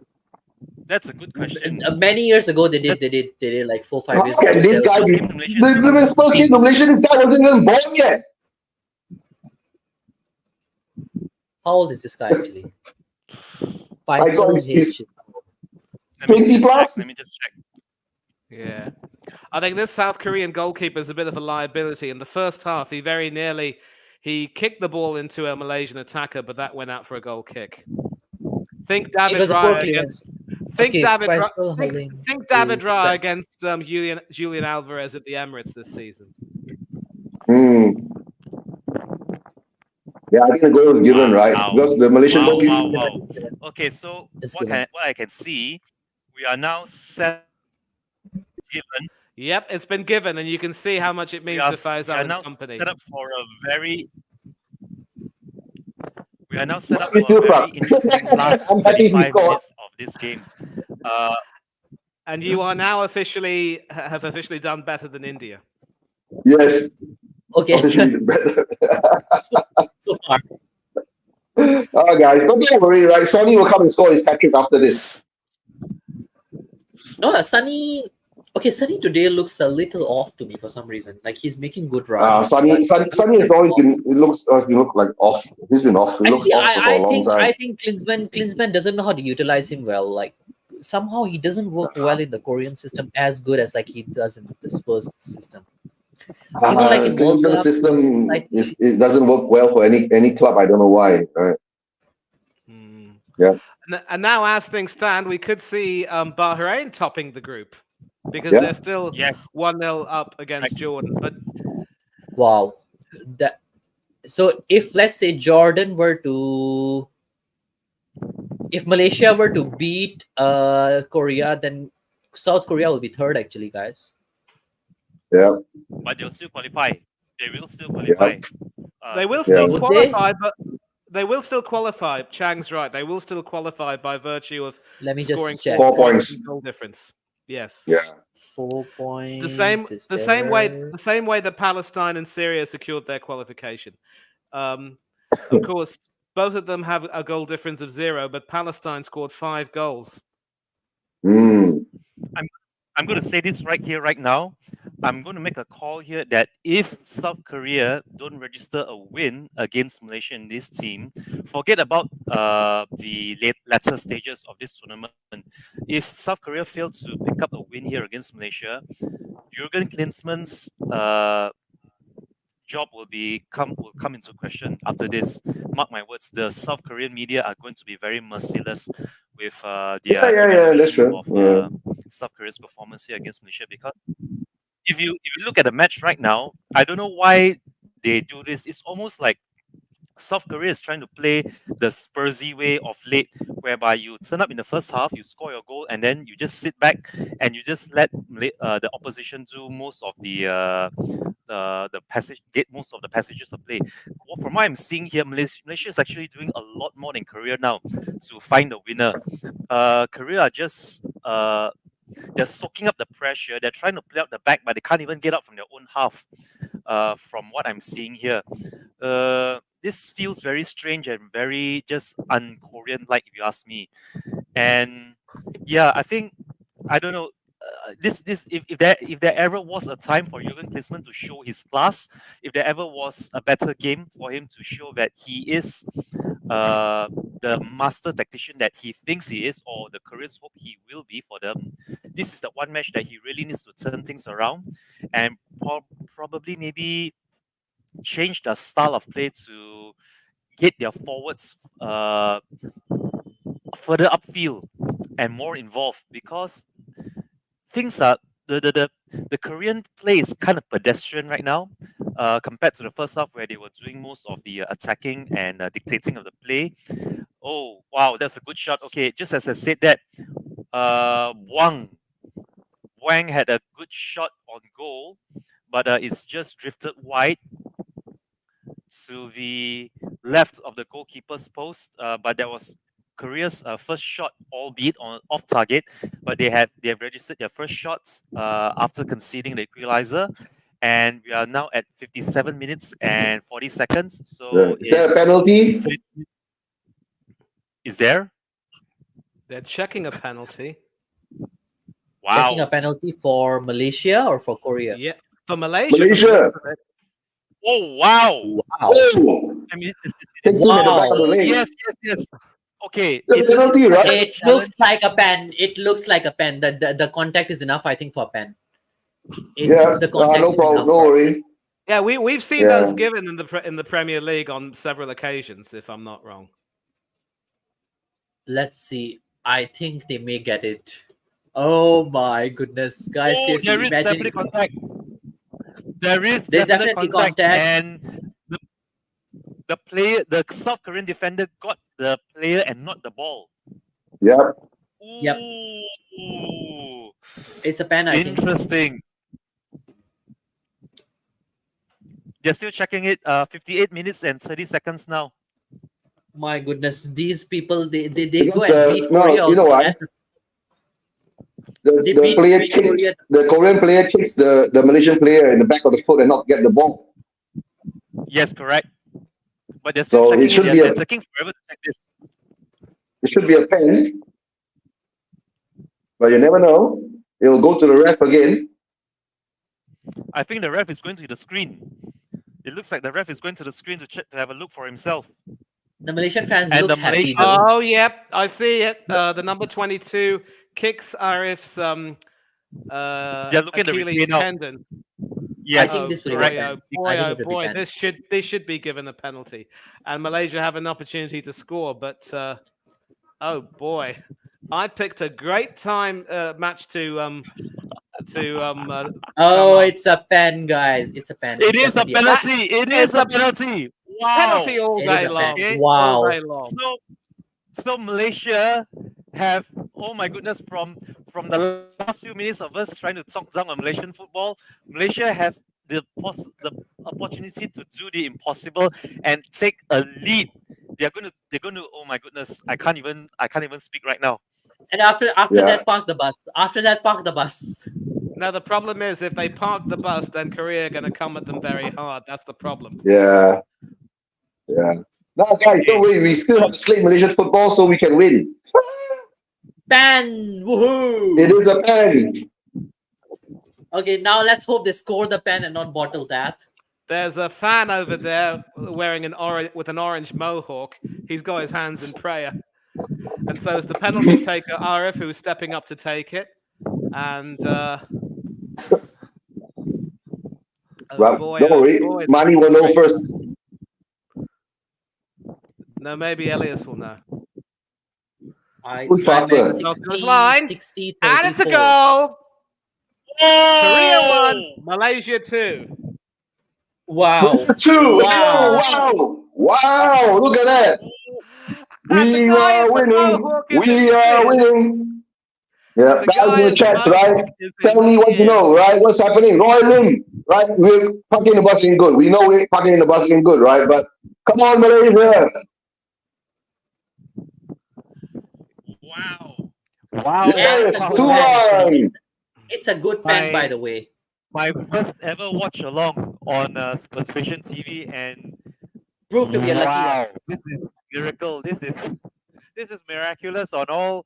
And I guys, can't even the speak. Malaysian coach is South Korean, right? And he's Spurs, and he's a Spurs player.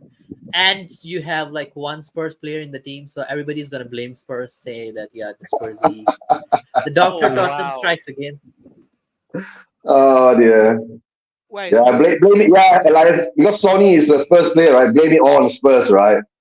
Yeah, and the manager is also a former Spurs legend. Oh dear. So it's on Spurs, yeah. Yeah, but guys, we still have at least another half an hour to play, right? The game ain't over yet. Let's see how it goes. yeah, exactly. It was You're a right. very good penalty. The It's a Malaysian good pen, manager yeah. is South Korean, Kim Pan Gong. By the by the way, Yeah, this our coach is South Korean penalty- too. Wow, living the dream. This is Yeah. quite literally Okay, living the dream. now let's say if Korea were to lose, by what margin then they Malaysia will won't be third qualify? then. Korea will be third. I- They'll still qualify for next round. I'm trying to count the odds. Like, what do we have to do in order to prevent Korea from qualifying so Sun can come back early? Oh no, there's no way. Because South Korea's already got 4 points. South So- Korea will still qualify as one of the third place teams. Yeah. or Okay, they'll be group runners. China is at 2. They have already played 3 games. Syria has 4 points. They have 0 goal difference. Group C, Palestine has 4 points. Indonesia has played 3 already. South Korea has 4 points with 1 goal difference. So Yeah, but Oman guys, has be played- prepared, right? Be prepared. Korea is going to throw the kitchen sink in the fridge, right? And most probably the bed at As things Malaysia stand, now. As things stand, South Korea will also be on 4 points with 1 goal difference. Jordan are on 4 points with a goal difference of 3. So Jordan become group runners up. Bahrain are group winners.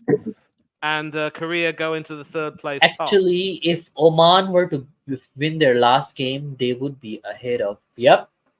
If Oman were to win their last game, they would qualify actually, because Thailand is also. Yep. So there is a chance that Korea may not qualify, guys. There's a chance. There's a slim chance. And if Oman wins,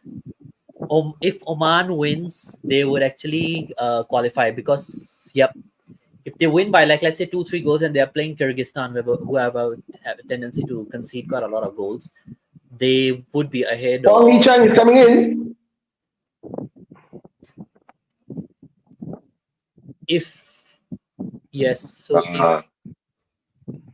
Wow. Is Swang coming in? Oh, Swang is in Yes, there. he is. I know. He is. What? No. Yeah. Juan Hee-chang is on the Wang pitch is now. on. Yeah. Somebody really was have to asking go how is for it. India? How is India doing? India lost all their games Bobby with Kang, minus Bobby Kang. goal difference. You see the emoji he added. He knows damn well that India flopped horribly. Yeah, he knows. Yeah. At least they are better than Pakistan. Hey, Bobby Kang, happy Thai Pusam. We understand what I'm saying. I'm not sure whether Bobby celebrates Thai Pusam or not. No, he's actually Punjabi, and I believe he's Sikh. Yeah, so Punjabi. If he's Sikh, then he doesn't. Yeah, then he'll celebrate another. Yeah. Actually, Thai Pusam is only celebrated by South Indians. Yeah, so Nah. Elias and myself would change that. Yeah, would celebrate that. Yeah. Yeah, and then guys, what about Pongal then? Pongal is celebrated by South Indians. I think Thai Pusam is by Hindus, right? I believe Pongal is also known as Sankranti. So that is the harvest festival celebrated by the entire country, just with a different name. And oh wow, desperate defending there from Malaysia. This is going to be squeaky backside time. It's already started. Squeaky bum time for Malaysia, right? Mr. Like Benny. what Roy Lim says, will we be able to hold on, right, for that time? Guys, please give a like, give a subscribe. Malaysia is winning, guys. at the moment. Will we be able to hold on for the next half an hour? I think What a good defend. Whatever happens, Whoa. whatever happens, you should be very, very proud of the team that though. And yeah, we should be. We should be. Absolutely. Absolutely. Yeah, but guys, after the show, I'll give you after the show, right? If we win, right, I'll give you the actual theory of why we won. I know the theory. I know the theory. You know, right? Elias will know the theory, right? Yeah. Well, is this a Spurs thing or a Malaysia thing or what's the story? It's a Malaysian thing. We gotta score another goal. The third goal is going in. Oh. Okay. The thing is, guys, if Malaysia were to score a third goal, there's a very big chance that actually Korea may not qualify. Yeah. Then when the goal difference becomes zero, Malaysia right? were to score a third goal, yes, their goal difference will become 0, and then Oman would very likely qualify alongside Palestine and. No, but don't forget Palestine's goal difference is also 0, but Palestine has scored 5. So far, Korea have scored 6. They scored 3 against Bahrain, 2 against Jordan, and 1 today. So let's knock off this nonsense. South Korea should qualify. Yeah, unless we score another 2 more goals, right? If Malaysia were to beat Korea 4-1, the likelihood of that being close to 0, then you'd have a problem. Yeah, but that's what Elias is hoping for. Elias is hoping for South Korea to lose badly to Malaysia, right? And Sonny comes home. That's what I'm hoping. Yeah, that's what I'm hoping for. So Sonny comes home and come on right now. Imagine South Korea lose and Sonny takes the first flight back home. He'll start against Man City. Imagine that. Imagine that. In 24 hours. A lot of fans of music. Wow. A lot of fans of music will remember a song called "Sonny Came Home." You can look that up. Yeah. Imagine that. Imagine that, guys. In the late 90s, I believe. Yes, that's right. Sean Colvin was the singer.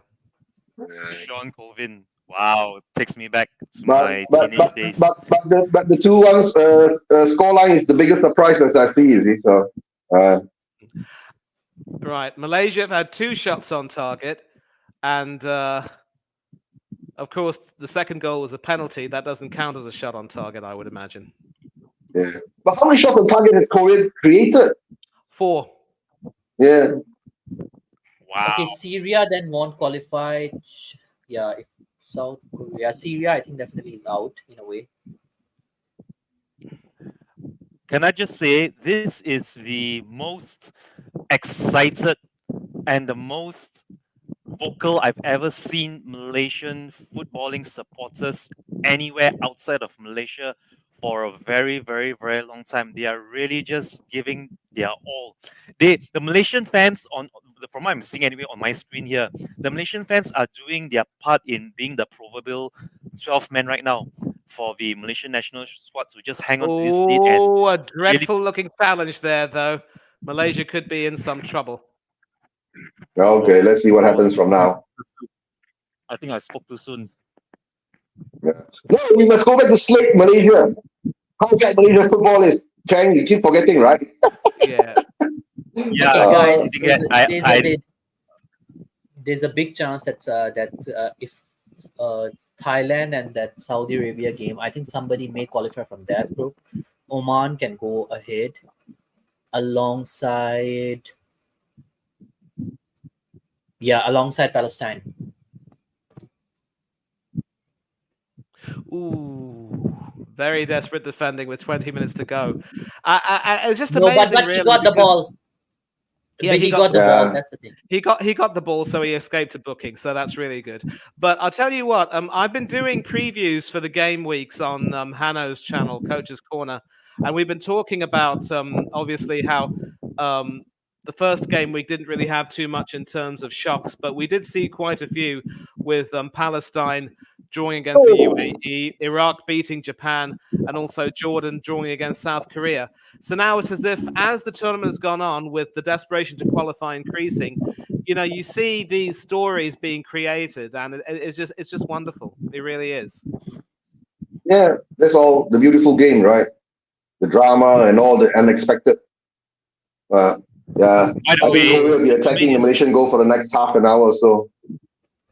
It's by the going to be a way, never-ending thing. Son Heung-min is now playing like a man possessed down that left wing. He's just trying his best to get his Korean his fellow Korean teammates into the game. He's taking penalties. He's really running at the Malaysian fullback on the right. Wow. Okay. Guys, This is just gonna hope that be Malaysia score fun 2 more time. goals. I just want Malaysia to now score 2 more goals. I've never been more Malaysian in my life than this. At this Honestly, moment, right? If Malaysia Just for actually Sonny do to come score back. 2 more goals, if Malaysia actually do score 2 more goals and we actually get a historic win over South Korea, both me and Mr. Eugene will be happy as well because we could be looking at a national holiday just from this one win. We could be Nah, they won't looking get at it. a national. No lah. Now listen, you're I gonna don't get think so. you're gonna get a national You never holiday know. if it stays this way anyway. You're gonna get a national holiday for sure. Let me tell you that right now because Thank this you very much, result Mr. really- Manny. No lah, Thank no you lah. very, very much, Mr. No Manny. lah. yeah. No, You're not going to get a national holiday they because of won't this. give a national holiday. This is not Najib's cop. I'm sorry, I shouldn't talk politics, but this is not them that particular clan of politicians who used to give lots of holidays. This Oh government is my Yeah. goodness. Daniel Locke going off. Oh, Daniel Lom is going off. Now. Yep, And we correct. have a match. 73 Looks minutes. like a Brazilian or a Portuguese guy, Paulo Josue, I think. Oh, yeah. Yes. Paulo Jose is a nationalized Yeah. Portuguese. He plays for KL City FC. Yeah. He's Very South nice. American, I believe. Yeah. Tottenham fans want their star Wow. players to not win Asian Cup. Yes. Yeah. Yeah. And that's Elias, Roy. That's Elias. Yeah, Right. let Tomiyasu win the Asian Cup. Let Tomiyasu win. Tomiyasu, Mitoma, all those guys can win it. Tomiyasu, Mitoma, Endo, they can win the Asian Cup. They can stay all of they can stay the next 2 months in Qatar if they want to. Yeah. We only care about FA Cup.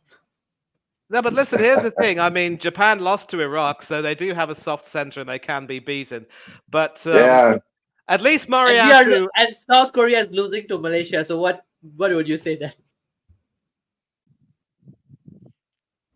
But this is one of the big upset.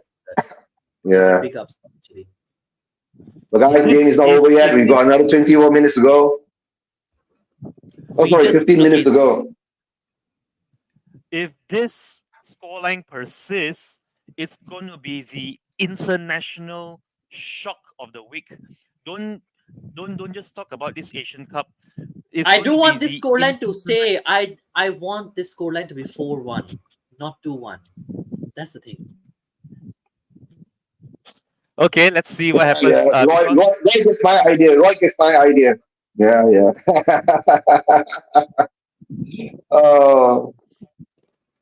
Is Roy Malaysian? I could ask you. I'm not sure. Roy, are you Malaysian, Roy?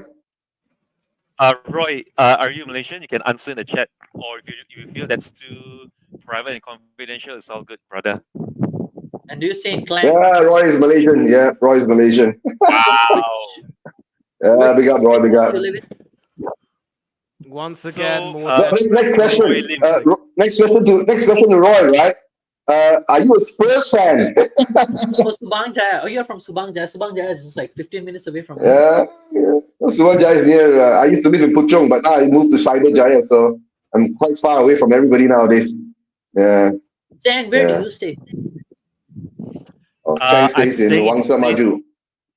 Yes, I'm staying at this place called Wangsa Maju here in Malaysia. It's very close to the national. Correct. It's very. And Roy is not a Spurs fan, yeah. And I think if I'm not mistaken, I'm not sure, right? I've not checked the rest of other channels. Roy, is there any other channel out there doing a Malaysia Korea watch along at the moment? Right. That's the only thing. Oh, we could be the only. Okay. We could be the. Are we the only Malaysian channel going on? No. Still fan, Roy? Just curious. I really hate my internet. Yeah, no watch along. Nasty clash there. There's a very nasty clash between the Malaysian goalkeeper and one of his defenders. They are now picking themselves up from the ground. I think there's nothing to worry about here. But yeah, the camera has now panned over to the Korean fans who are looking a little bit worried. They're looking kind of desperate. A few of the Korean female fans are close to tears on my screen, while the Malaysian fans are absolutely loving it. They're absolutely loving every second of this while they still retain the lead. Okay. I mean, honestly, I'm not going to jinx it. I'm not going to say too much, but whatever happens at full time, when a full time whistle goes, whatever the outcome of this match, I couldn't be happier and I couldn't be prouder of the Malaysian national squad for putting up one hell of a match, putting up one hell of a fight against this I tell you, very fancy Chang Korean team. Chang is going to sing Jalor Gamilang today whole night. Forget about Jalor Gamilang. I'll be singing the national anthem. The national anthem is Negaraku. Negaraku literally translated from Malay to English means my country. My nation. So Negara, country, and saying referring to me. So I will be singing the national anthem Negaraku, which literally translates to my country or my nation the whole night up until maybe till tomorrow, until I clock into work, or maybe until the kickoff, the Spurs kickoff against Manchester City. Roy, no, can't be United because he doesn't support a United club. Yeah. Roy, is this a... But Roy's a Chang, United listen, fan. as I said at the beginning of when I came on, your anthem is very pleasant to listen to. So I want to have a video of you. Thank you.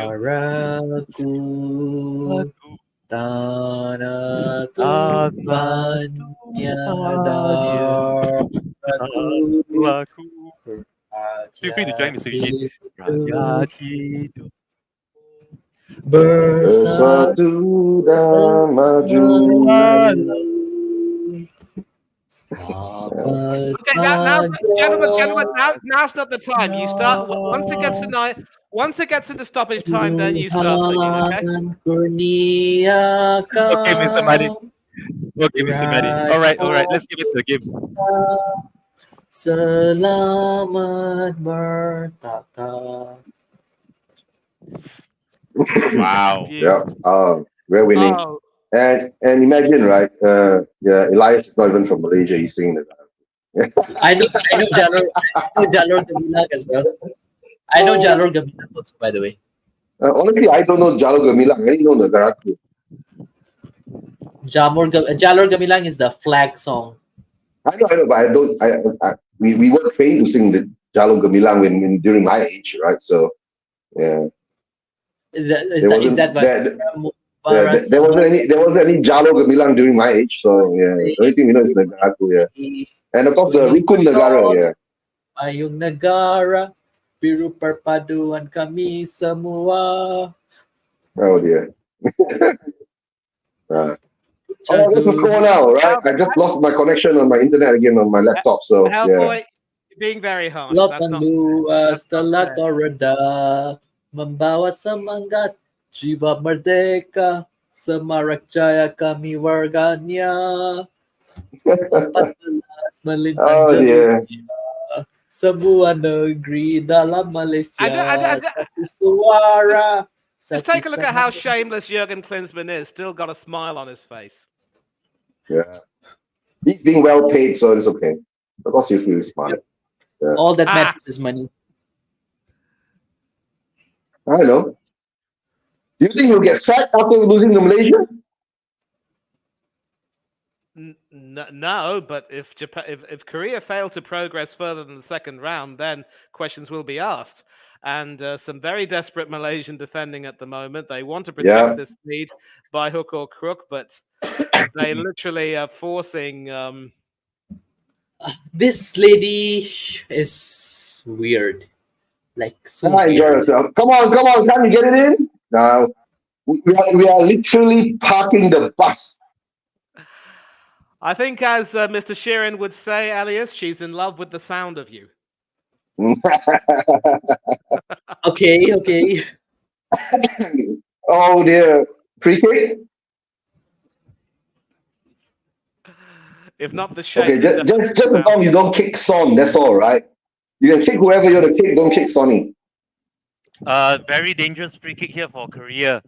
81st Yeah. minute. Oh, that was a bad one. My goodness, that's a bad one, really. That should have been a Yeah, yellow. Josue. Yeah, I think the guy's Josue. an important player, I think. Yeah. He's Important not- nationalized player.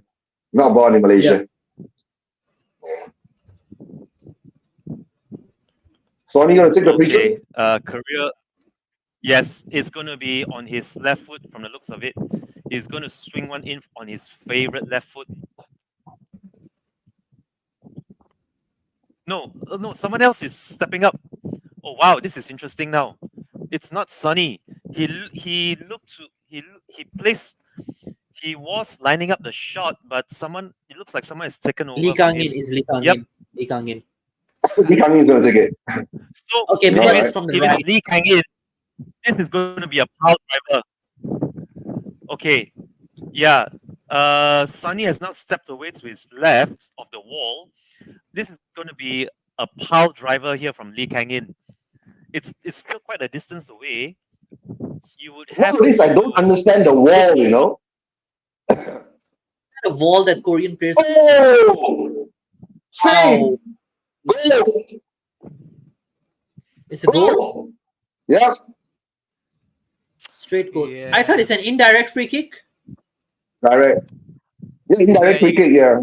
Yeah, you got to feel for the goalkeeper there. He got a couple of fingers to it, but just couldn't stop it from going off the bar and into and across the line. Oh my. Okay, Sonny is not You coming know, back, guys. it's a top corner kind of thing. You understand? So Yeah, but that was a perfect free kick, and Yeah. it's off the bar, off the goalkeeper's hand.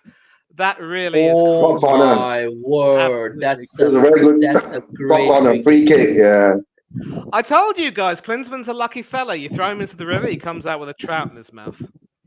Yeah. Now Korea might win it. Okay, now let's Yeah. win it, guys. Let's not let the Japanese guys win the Arsenal guys win the. It's an own goal, guys. Look at that. It came back the hand of the goalkeeper. Really unlucky. He It was kicks actually it going- onto the kicks it onto the post, right? And it bounces it from the back of his hand in. No, but it's been credited to Lee, so it's not going to be an own goal. That would be really cool. No, it's not going to be an own goal because he's been one of the best players today, and if that would have been an own goal, it would have been harsh. And they've now made a triple substitution. Faisal, Dominic, and Arif are off with Shamir Jr. and Akhia on. So 3 of the top players who have played today, pivotal roles, are now off the field. Faisal was one of the goal scorers. Arif, I think, got the penalty. Scorer, yeah.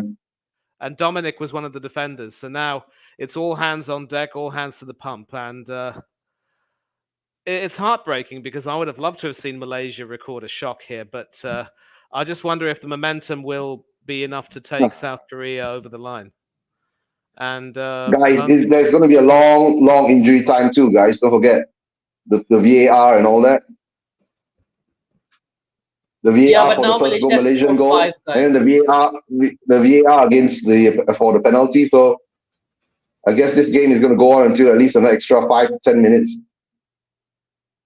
So Korea still has a chance to win it.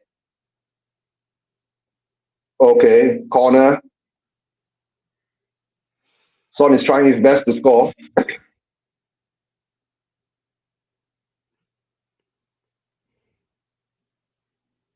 I'm still hopeful that Malaysia can conjure up something on the counter. The only problem is, there was a chance that I think it was Faisal who had when he received the ball, but that lack of quality in the final third was his undoing. And you can see that the girls, and the Korean girls who you said were in tears, Chang, are now starting to smile a bit more. And Malaysia has the ball. But listen, even as I said, even if Korea lose, they will have scored 7 goals, and look, they're going to go through. Let's knock this thing on the head. This is ridiculous. Korea are going to qualify, no doubt about it. No, but if Malaysia gets a draw, it'll be a credible draw against Cincinnati. So, yeah. And scoring 2 goals in the the AFC Cup finals and all that. So, I guess at least shows that we're not toothless. You know what I'm saying? Of course, you're not toothless. Far from it. But and it's still 1-0 to Bahrain. So Jordan might also be knocked down to 3rd place as it stands. But they should also qualify by virtue of their goal difference. Yeah.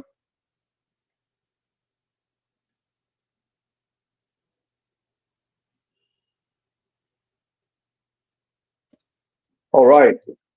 Malaysia needs to gave away the ball so easily. Now Korea's got the ball, pass across. Okay, luckily the defender kicks it out. Okay, actually, I must say the Malaysian defenders are better than Sanchez and Emerson. Definitely better than Sanchez and Emerson. I think Emerson is one of the worst defenders I've seen. Emerson is one of the worst defenders I've ever seen. The less said about Christian Romero, the better. I mean, when he puts on an Argentina jersey, he becomes Superman. But in a Spurs jersey, he's great as well. Sorry, guys, he's better than Saliba still. He's better than Saliba. I'll say. I just saw a statistic. Come on. I just saw a statistic flash up on the screen, which I find quite hard to believe. But Korea have 18 corners from this game. Malaysia 0. 18 corners. I saw that too. They had one. Korea I thought they had none. 1 corner. Yeah, I thought we had one as well. But maybe I don't know. Maybe that wasn't a corner because I doubt it. They will have gotten. I saw the stats too. 18-0. Korea's got 18 corners and Malaysia 0 corners. That is just insane. That is wow. It just shows the dominance of Korea, Chang. You get what I'm saying? Dominance of Korea. And somehow or other, we were lucky to get 2 goals, and it's an offside there anyway. So, okay, what merit has Asian Cup? Have Malaysia qualified to Asian Cup? I just don't know. No, we qualified for the Asian Cup through merit. You guys say not? We played all the group games. We qualified through merit. We qualified through merit for the Asian Cup. But that is because the Asian Cup expanded their franchise from 12 teams, if I'm not mistaken. Was it 12 or 16 teams to 24 teams? That opened up more doors for more teams. So that's what I'm saying. If Malaysia puts up a good show in this Asian Cup, right, it will give us a very good hope, right, for the next 2026 World Cup coming up. Because the World Cup franchise is going to expand to 40 teams from 32 teams. So extra 8 teams will be able to qualify for the World Cup. You don't be surprised. Malaysia will qualify for the World Cup in 2026 if things go well. I would look forward to that. The only problem is, though, and I think some of us can agree with me, is that there will be limits as to how many more teams can be added. Because, if I think, man, 32 to 40, right? It becomes add another 8 spots. So I guess Asia will get an extra spot. I think so, right? Minimum an extra spot, right? Then the rest will be spread out between Europe, Africa, and the rest of the world, right? Yep. Yeah. Actually, I want to see a Malaysia versus Korea game in Malaysia someday. Has it ever happened before? Oh, you didn't get to watch that. In the 80s, we had that, right? Malaysia versus South Korea. You weren't even born yet. Let me inform you that there are 12 minutes of time being added on. So that's what I told you. Yeah. It's going to be a long night, guys. And on top of that 12 minutes, right, there'll be more time added on. You watch and see. We'll probably end up playing 15 minutes at a time.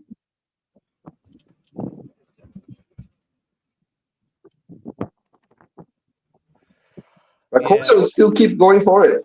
They need to. You know, Malaysia started playing bad. Is there a penalty?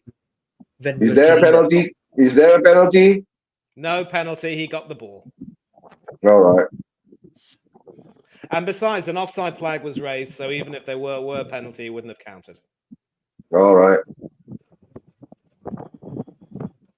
The offside flag pretty much Wait, they are checking for a penalty, but I think it will be the check will be over. There was no sign of any contact. He got the No, ball. I think it's a handball that they are asking for. Not a handball, no. No, yeah, two people sandwich one player, but he got the ball. Yeah. Yes, he got. Oh, by the way, Eugene, do you know that Man United and Liverpool are playing in Malaysia in April this year? That's when Teddy No, I don't Sheringham know. Oh, Teddy Sheringham is coming then. Okay, it's got nothing to do with us, So right? he was here. Yeah, he was here yesterday as well for one event that we missed on. But we weren't notified, right? It wasn't a Spurs event. You get what I'm saying? No, it was a general footballing event. They are doing the one Reds versus Reds thing. Okay, And- gentlemen, bad news. I think they're Yes, going sir. to the monitor right now to check the penalty. To me, it doesn't Okay. look. To me, It doesn't look like a penalty. Yeah. I mean, To me, now Malaysia can't win it, so let's support Korea since Son plays for them. So yeah. Yeah. So Son is going to score, right? Son is taking a penalty, right? Yeah, they're going to check for a penalty. Oh, this would be really cruel if the penalty is awarded. No, I don't think it'll. Yeah, I think it's the two players sandwich him, right? Man. He gets one, he gets the ball, but it's a sandwich. You see, the other guy kicks him in the back of the foot. It is a pen, I think, right? Yes, it is a pen. Yeah, well, if it's any consolation, I really don't see this Korean team going very far in the tournament. Yeah, hard to say. No, it's a pen. It's a pen because they were 2-on-1 players, and then the player was totally like sandwiched between the two. Yeah, I told you it's penalty. Yeah, penalty. Really, the luckiest so-and-so you will ever see in management. This is disgraceful.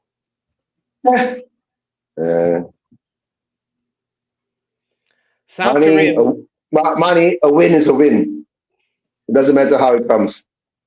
Okay, Sonny is going to take a pen. Let's hope he doesn't miss it. Otherwise, we'll get a lot of banter from Money. No, Arsenal friends. I don't engage in any of this banter nonsense, Elias. You can be, that's why Eugene has me on every now and then. Oh, keeper went the right way, but that was the perfect penalty. Korea 3. Of course, he's the first player. He's not Gabriel Jesus. And then what happened to the Bahrain game? Has it ended? No, let me check the Bahrain game. Wow, that was a perfect pen. Yeah, we are into stoppage time between Jordan and Bahrain are still 1-0 up. So as things stand now, South Korea will top the group. Bahrain will qualify as runners-up, and Jordan will be pushed into third place. But Jordan will definitely have secured their qualification due to their better goal difference. That's a good pen. Sonny, come on, Sonny, come on, Son, come on, Sonny. So it looks like Sonny isn't coming home for a while now, but yeah. I mean, the final of AFCs are like 10th February or something. Yeah, depends on who they draw, right? In the next round. And here's the interesting thing: as it stands, what happens is that by virtue of Japan finishing runners-up in their group, they will actually face South Korea on the 31st of January in Doha at Al Thumama. Woohoo! That's going to be a huge clash. Klinsmann against Moriyasu. Actually, then South Korea have tried. You mean in the next round, Money? Yep. South Korea against Japan. No, that would be interesting. Actually, then South Korea should have avoided getting first spot. 31st Jan, right? Let me see if I can settle my internet problem. I'll do another watch along. South Korea against Japan. Yeah, you know why? Yeah. Because Son is for South Korea, right? Japan, you will have Endo and Tomiyasu, right? Yeah, all the be fun.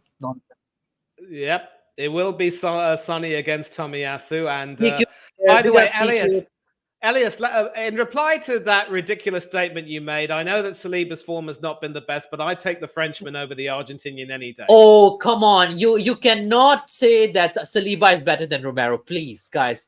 Statistically, there's no evidence to prove that actually Saliba is better than Romero. There's no way you can say I'm that. sorry, but I like my defenders to stay on the pitch and not You engage can in like it. any You tackles. can like all you want. You can even like Bukayo Saka. You can like all. You can even like whatever nonsense you have. I know that there are Arsenal fans who think that Martinelli was better than Son on the left wing last season. Absolute nonsense. There's no way Saliba is better than Romero. Please. Right. No Ain't going way. there. Who was in the team of the season last season out of the two? Of course, I didn't even watch the team of the season. Like, that's how much I care about team of the season. Who won the World Cup, by the way? Who won the World Cup, by the way? Oh, that was thanks to Emiliano Martinez. You know that. No, of course not. If you look at it, oh, please, come on. Oh, guys. That's the former Arsenal goalkeeper Emiliano Martinez to you. Former Arsenal goalkeeper. the one you guys dumped. Come on. Hey, I didn't want him to leave. I wanted him to stay. But that's all on Arteta. His talent ID is 0. But exactly. And I shouldn't cite the team of the season because Ramsdale made the team of the season and he cost us the league for stupid mistakes. Exactly. That's how well team of the season is. But in any case, at his best, Saliba chews up Romero and spits him out. No way. Saliba. Okay, what does Saliba do in the defense that Romero doesn't? Well, Saliba doesn't make any rash tackles and get himself sent off. That's for sure. Okay, so he reads the game perfectly, and he doesn't allow centre forwards to really gain much of a march on him. And he's a perfect complement to Gabriel, who is good in the air, and it's the classic. Do you know that Saliba's in the back four? Okay, do you know Saliba's errors per 90 leading to a goal are more than Eric Dyer and Rob Holding? That's season. This season, he's no. It's overall. It's an overall stat from the last 2 or 3 seasons.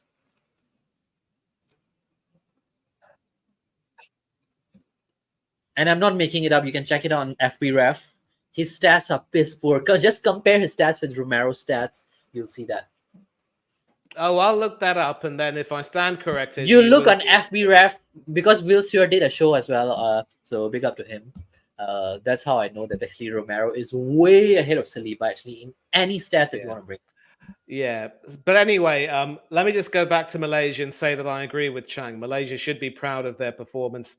This was a jammy win, and I really don't see South Korea progressing any further in this tournament. Actually, Malaysia's defending has been better. It's very good. By the way, welcome to C Cube to Spurswation TV. Hey, Hi there, C-Cube. It's been quite a while. Is our friend. It's been quite a while actually, C-Cube, since we did that first ever members call-in show with Jacob over at United Spurs of America. So thank you for being on the channel here and doing this watch along with us, Korea and Malaysia. We are into the 12th minute now, I believe. We're into the 12th minute of extra time. As things stand, Korea are going to win this game and still be top of the group. But because of the score line and the goal difference, Korea are now lined up to face Japan in the next round of this Asian Cup. So it's going to be a Korean-Japan showdown. From the way Korea are playing in this match, it's going to be an uphill battle for them against Japan. Although Japan themselves haven't been exactly tip-top themselves, but we can expect a very feisty and engaging encounter in the next round. And well, let's just see how this game pans out, and we'll have our full-time review and maybe some comments from the people in the chat as to just how this game has gone out. Substitutions being made by 2 teams. Gan from Malaysia is going off to be replaced by Romel, number 26. Eugene, there's a big screen in Putrajaya for the game. Did you know? No, I don't know, right? But guys, just hold on. You'll continue and watch the game and talk about it. I need to go and check on something. I don't know, all of a sudden my internet connection is gone. I'm running on data now. I'll be back soon. You guys go ahead, all right? Which data you use? I believe when he Okay, said data, it's the mobile data that he's using. This is a slightly biased comment. Like, let's say if you are a more offensive-minded player, or if you are a more offensive-minded manager, it means your defensive stats shouldn't be as good as they are. So if an offensive-minded player's defenders are putting up good stats overall in terms of tackles per 90, in terms of saves, clearances, it means that the defenders are actually good. If you say that the defensive-minded manager put up good stats and their defenders put up good stats in terms of defense, then yes, you can say that it doesn't make sense. But if an offensive-minded manager's defenders are making up those kind of stats, then it speaks length. Needed Paulo Josue to get on the end of that, and had he gotten on the end of that, it would have been interesting, but the cross was just too far for him. And by the way, guys, what's happening in AFCON? Oh, AFCON, the Ivory Coast, like South Korea, have had their participation in the tournament saved. Morocco beat Zambia to, ensure that the Ivory Coast will get in by the back door. Tunisia and Algeria are out, both former champions. South Cape Korea Verde has qualified as top spot. That was a surprise. Over Egypt and Ghana, by the way. Yeah, Ghana going out also was, Ghana haven't really been dominant in the African scene for quite some time now, even if they've qualified for World Cups. But Egypt also stuttering with 3 draws, qualifying behind Cape Verde.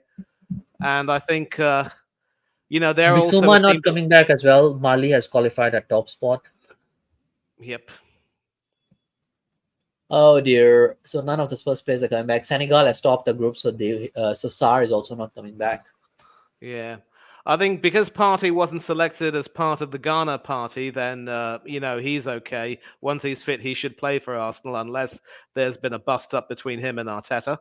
And of course, Tomiyasu will still be here with Japan. And what kind of games you guys have coming up?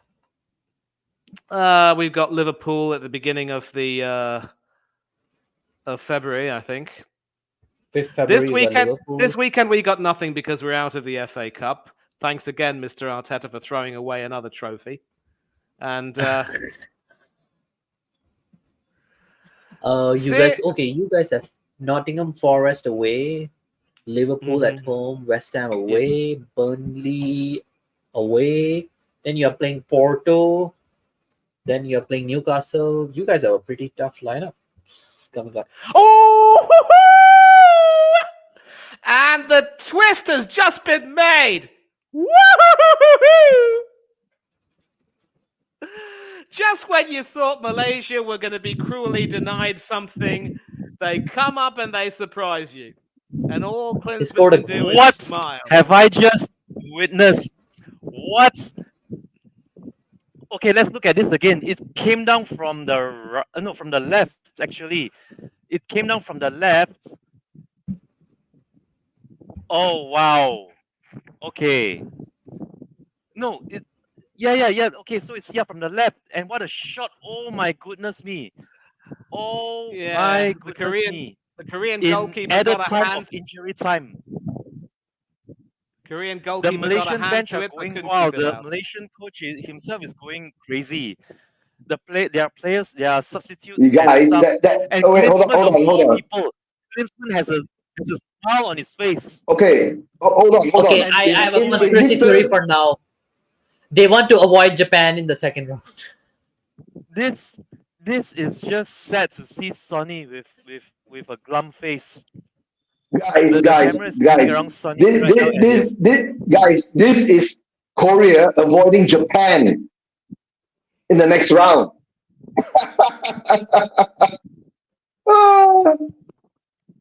Yeah, I mean, if they want to, And If I was Korea, it would make sense to me. it was the super sub Ronel who but scored Morales. number 50. Morales is JTT again, right? yes, I believe he is. But if you look at the replay, wow, look at that. Our Malaysian Again. is going crazy down the touchline when that went in. The Korean keeper actually went down low. He got a hand to the ball, but it just overpowered him and nestled into the back of that bottom left-hand corner. The Korean keeper actually got a hand to it, but the shot was too powerful to keep out, and it's nestled into the back of that. Guys, I told you, right? We'll play into 15 minutes. My. And it's still not over, right? It's not over yet. We're now into the 16th minute of added time. Yeah. It's the 16th minute of added time. It's 3-3. What a game this has been. Yeah. And as things stand, I can tell are on their feet now. Both sets of fans, the Malaysians and the Koreans, are on their feet. They're just willing their own national team to get a very undeserved, or rather, a very unlikely winner. It will seem. Yes. And an update, of course, from the other match is that. Oh my. No, don't worry. And an update from the other match is that Bahrain have beaten Jordan. So as things stand, Bahrain now qualify as group winners with 6 points. South Korea are second with 5 points. And I think it's just finished. Yeah, South Korea are second with 5 points. Jordan have now been pushed into the third position, but they have a positive goal difference of about, I think, 3, so they will qualify as a third place team. Indonesia could very well be out of the running if Oman win tonight. So Oman will win it. Oman will win it. Yeah. So now, as things stand, Bahrain will play Japan in Doha at Al Thumama, and South Korea will play either Saudi Arabia or Thailand on the 30th of January in Al Rayyan. So that's pretty much Sonny the way isn't coming back, guys, anytime soon. Yeah, Sonny ain't coming back. Elias, we told you that long time ago. That is the full-time whistle. Malaysia have made history, our own little history here, drawing Korea of all teams in the final group game. And this is just hard to watch as a Spurs fan. Sonny is just so disheartened and disconsolate on his knees here in the center circle. Korea have qualified all the same for the next round. But if as a neutral, looking at the fans here, I would say that Malaysian fans are the happier of the two sets of fans here at full time. And the Malaysian goalkeeper is now just going up to Sonny and congratulating him from the looks of it for making it into the next round. But honestly, looking at the way the Malaysian players and the staff are hugging each other and congratulating each other, you would think that we actually scraped through to the next round. But what can I say? Absolutely, guys. What can I say? What a match! What a game! What a performance by the Malaysian team! Full credit to the absolutely. Thank you, Mani. Thank you very much, Mr. Mani. Full credit to the staff. Full credit to all the players who were on the pitch from the beginning. The substitutes that came on. What a game this has been! It was just topsy-turvy. Korea took the lead in the 22nd minute. Yeah, Korea took the lead in the 22nd minute.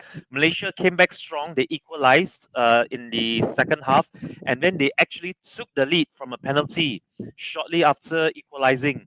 But Korea then got a fortuitous free kick in the 85th minute. Lee Kang-in from PSG. What a pile driver of a free kick that was. Top right corner, top bins. I told everyone we Lee should sign Kang-in, Lee making it 2-2. I Well, told everyone. there are so many missed opportunities there. Elias, I'm not even going to go into it, but yeah, 2-2 it was. 85th minute, South Korea equalized, and then they had what would be deemed as a very contentious penalty that Lee Kang-in tucked away to make it 3-2. in extra time of injury time. And just when you felt that that will be the end of it, just when you thought that Korea were just going to steal an undeserved victory, out of nowhere, Rommel, in the 15th minute of injury time, comes up with a very, very, very good strike to earn Malaysia a very well-deserved points in the final game of this group stage of the Asian Cup 2024 edition. So full-time whistle is gone. It's finished 3-3 in the last game of this group, and Malaysia, we were already out to begin with even before kickoff. But wow, what can I say? This is a very well-deserved point for Malaysia in Group E of the Asian Cup. And oh yeah, sorry. Let me just correct myself there. Bahrain are actually top of the table, not Korea. Yeah. Bahrain are table toppers with 6 points. Korea are now second with only 5 points. They were on 7 points before Malaysia grabbed the equalizer. So Korea have now dropped below Bahrain in second place with only 5 points. They will still qualify, as will Jordan. Malaysia are out of the Asian Cup, but we can more than hold our heads up high from this very well-deserved 3-all draw that Actually, will guys, be seen as a very good, hopefully the Malaysian FA and the Malaysian squad can take some courage from this. Yeah, you were saying, Elias? You were saying? Actually, I think these results favor Korea in many ways. Like if they were to play Japan, that's like a Yeah, that's what I'm AFC saying. Yeah. Cup final. Yeah, that makes sense. I think they purposely let that goal, or they have let their guard down a little bit. Who knows? But guys, yeah, no. That's all the. By the way, let me go wear my But Malaysian jersey. yeah. But guys, let's guys Malaysian just. But guys, I think we will be ending the show soon. Andreas, big up. Andreas, right? Morgan favorite, right? I call Mr. K. Before we go, I want to say thanks to Mr. K, right? Okay, Roy Lim. Roy Lim has been a good supporter.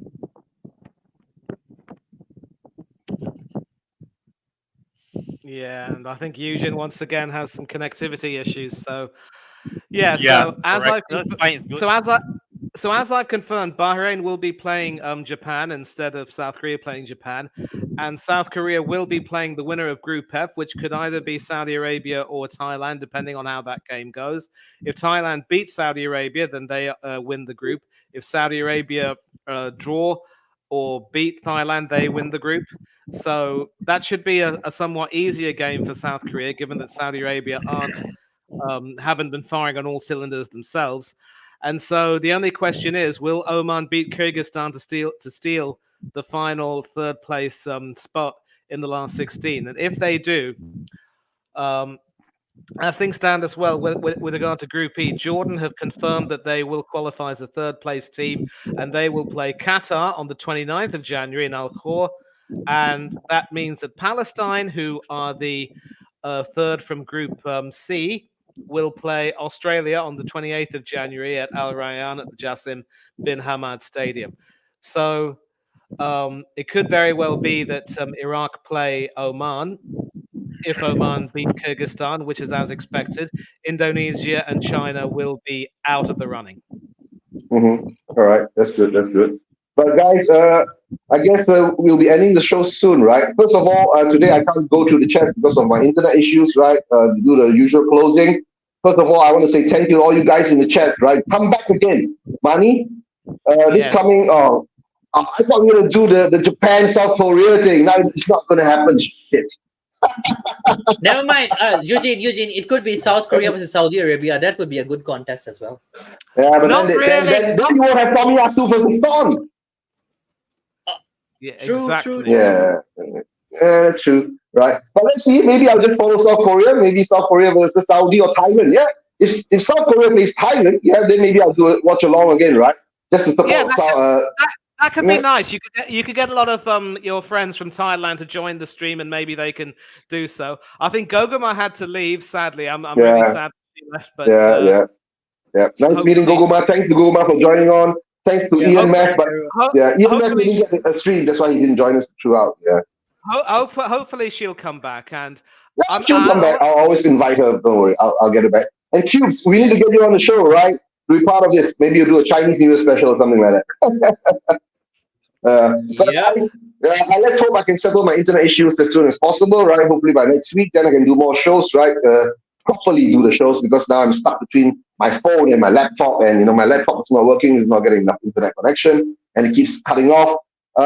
Let's go around and let's see. Elias, you do any shows lately? Oh, I don't know.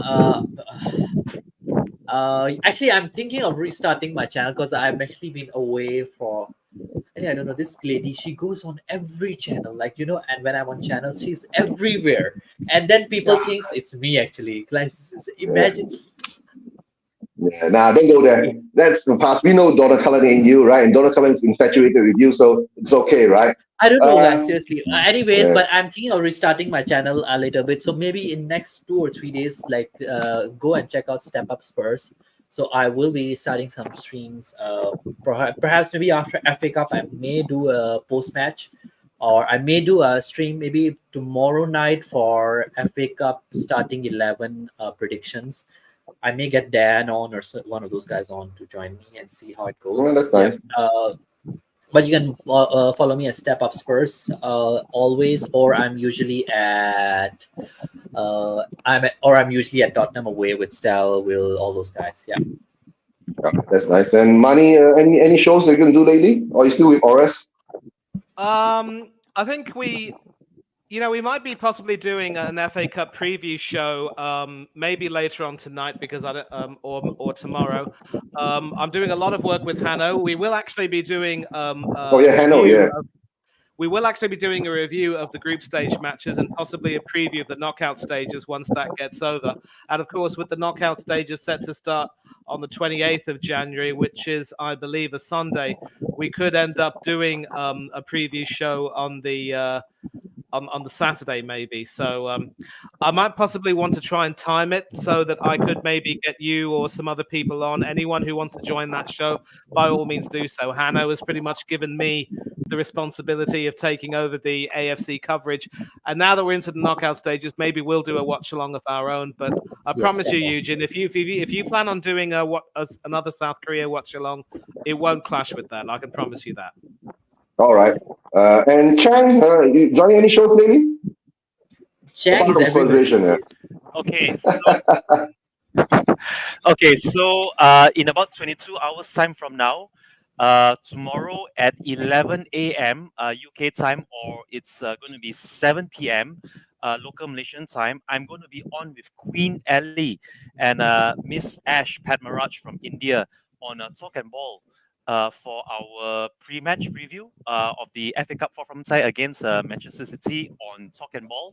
So the link is below if anyone is interested to see Miss Ash Padmaraj from India, and also Queen Ellie, who herself is a former Tottenham ladies or Tottenham women's player. Miss Queen Ellie Kakuratos, I believe that's her name. So I'm going to appear with both these fine ladies in 22 hours time from now on Talk and Ball. You can find a link below. And the other channel which I would usually be on is with Kate and Jimbo. On Kate, just a girl who loves Spurs. I'm not sure when are they going to do their post-match review of the fourth round tie against Manchester City, but I'm looking to be on that stream as well if they will have me. But yeah, that's about it for me. It's usually Talk and Ball, and I will try to make more appearances on United Spurs of America, as well as on Kate, just a girl who loves Spurs. So thank you very, very, very much, Mr. Eugene, for even inviting me back to my second. You're the co-host, right? So you don't have to tell me about anything, okay? Because I need you to end the show after this, right? I'll explain to you how to end the show, right? To end the stream thing. All right. Because it's still live. Okay, guys. For me, is that I thank all you guys. Don't forget to like, subscribe to Step Up Spurs, to Spurs Vision TV. and to, of course, Hano, right? Hano Coach, what's the channel called? It's Hano, Hano It's Coach, Coach's- is it? Yeah, Coach's Corner. So Yeah, Coach's Corner, yeah, on YouTube, right? And for me, is that most probably if I can settle my internet issues, right, and the next Malaysian, Malaysia is going home. The next South Korean game that's coming up, I'll try to get Google Ma on again, and we'll see whether we can do another watch along. Depending who we play. If we play Thailand, it'd be much more fun, right? And of course, right, yeah, you mean after we beat City? Yes, Mr. K, big up, Mr. K, right? I'll catch up with you later, Mr. K, right? And guys, thanks for being on. Don't forget to like, subscribe to all the channels around, right? And Chang, to end the stream, right, on the top of the right, there's a red button that says end stream. Do you see that? All right. So when you're ready to end the stream, yes, I do. yeah, when you're ready to end the stream, click on that and the stream will end. And before all this ends, all I'm going to say, Levy out. Come on, you Spurs. Levy out, Levy out. Levy out. Yeah.